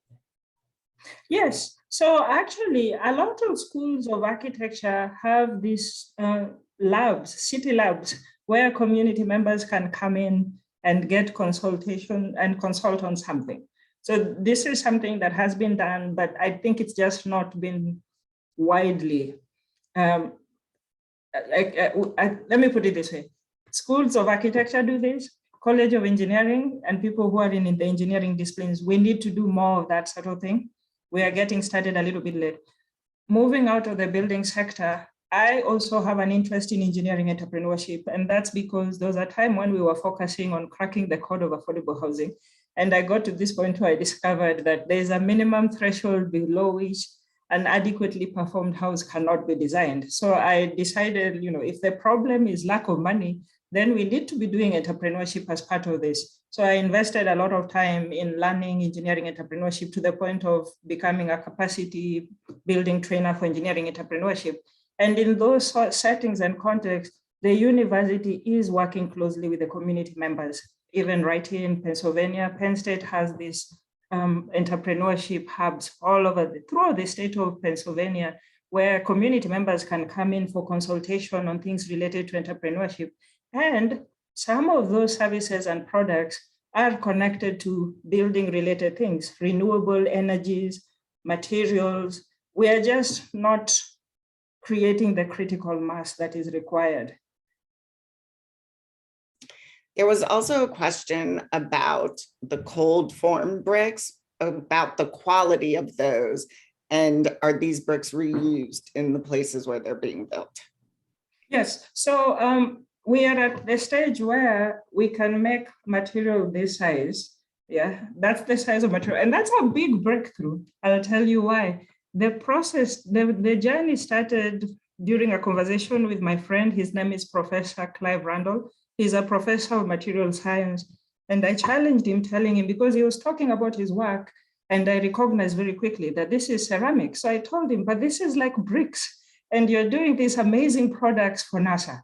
Like, this is bricks. We don't need anything that sophisticated. So I told him, if you can make a materials that end up being used on a rocket, you can for sure make material that can be used in a building. That is how it started. And when the first sample was produced, it was very, very small. So it's taken us 2 years to get to the point where we can do this.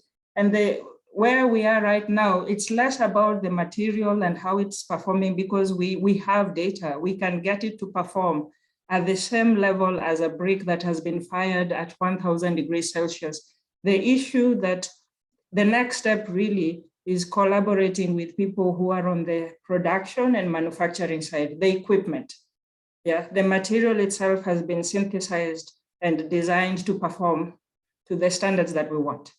But based on what our bricks do right now, we are continuing to refine it, but we are on the lookout, or I'm on the lookout for people now who are on the mechanical equipment production side of things.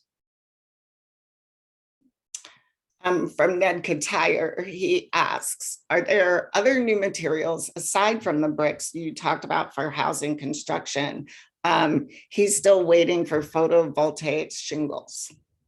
All right, yeah, so actually there's a brother and sister pair in Kenya. One of them is an architect. I think the lady is an architect, and the gentleman is an engineer. They are producing that. So I can send you the link to that. And they're not the first to experiment with this technology. I think they adapted something that was already working in the European context, but I'm flagging them up because theirs is designed for the low income household, and it works.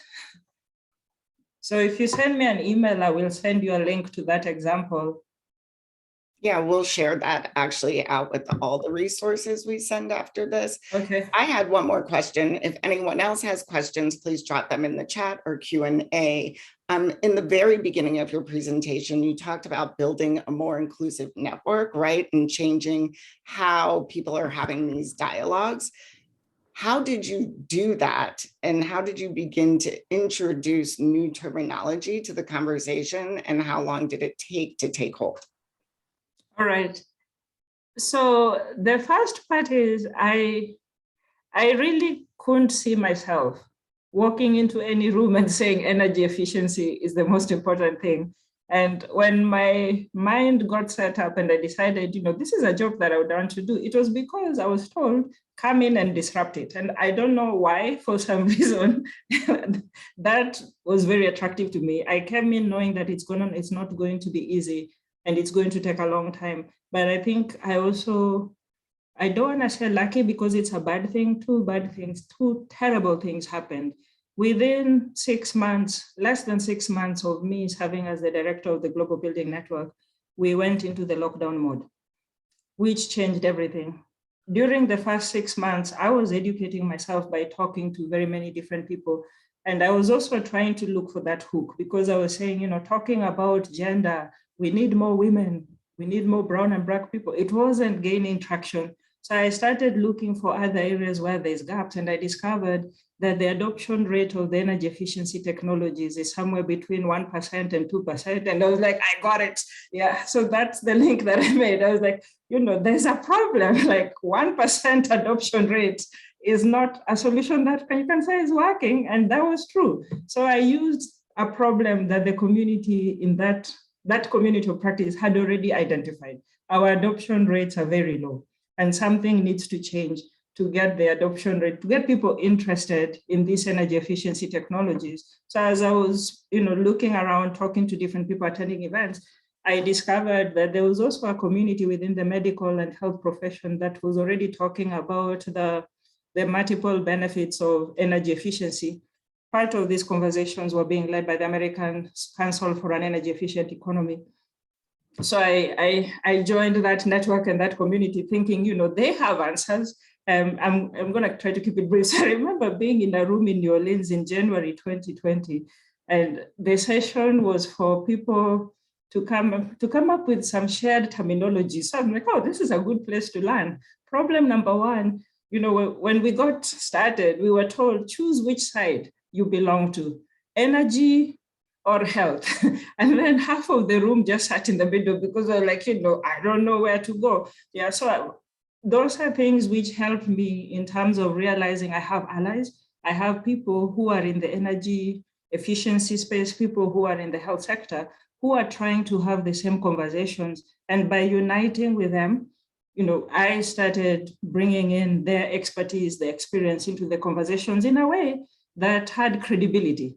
My boss had some time, the person I report to at some time, he noticed that I had learned a lot of things, and he was telling me, you should write a paper. I said, no way, because I still don't have credibility. I do not have a background in health, and I don't have a background in medicine, nursing, or anything. So why would you ask me to write that? So I think that is important. I was very aware that if I start talking about things which are outside of my area of specialization and qualification, I will lose credibility. So by bringing people who are in your space, the Physicians for Social Responsibility Network, bringing them into the conversation, again, it got the right attention. And then going into the lockdown and people realizing that the heavy focus on commercial buildings was at the expense of housing. Again, that elevated the conversation, because if you've been talking about housing, low income housing for a very long time, and then all of a sudden it's making news that, the most vulnerable people are in low income housing. And it's like, who do we know? And I'm like, okay, Esther has been talking about this. So that was a big breakthrough moment. Again, very terrible thing happened with George Floyd being murdered. But then it was another wake up call moment of people realizing that what we are doing is excluding so many people. So I think it's a journey which started and then, kind of had an exponential growth because of the pandemic. Thank you so much for sharing your passion with us. We have no more questions. So I guess I'm going to thank everyone for joining us today.